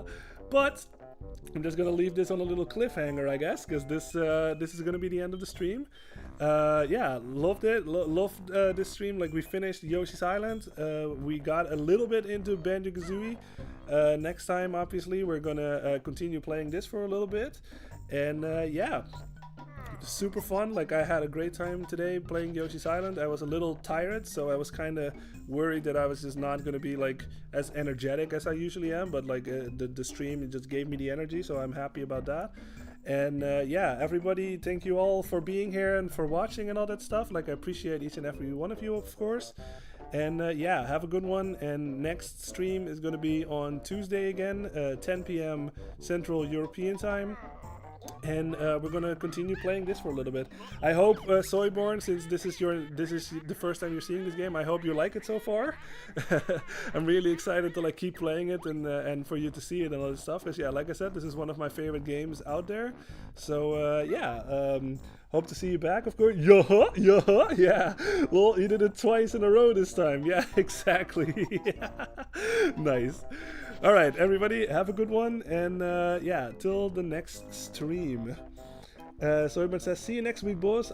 If I'm still alive, it will mean I got the Les Paul custom. Nice. You'll be fine. You'll be fine. All right, everybody, have a good one, and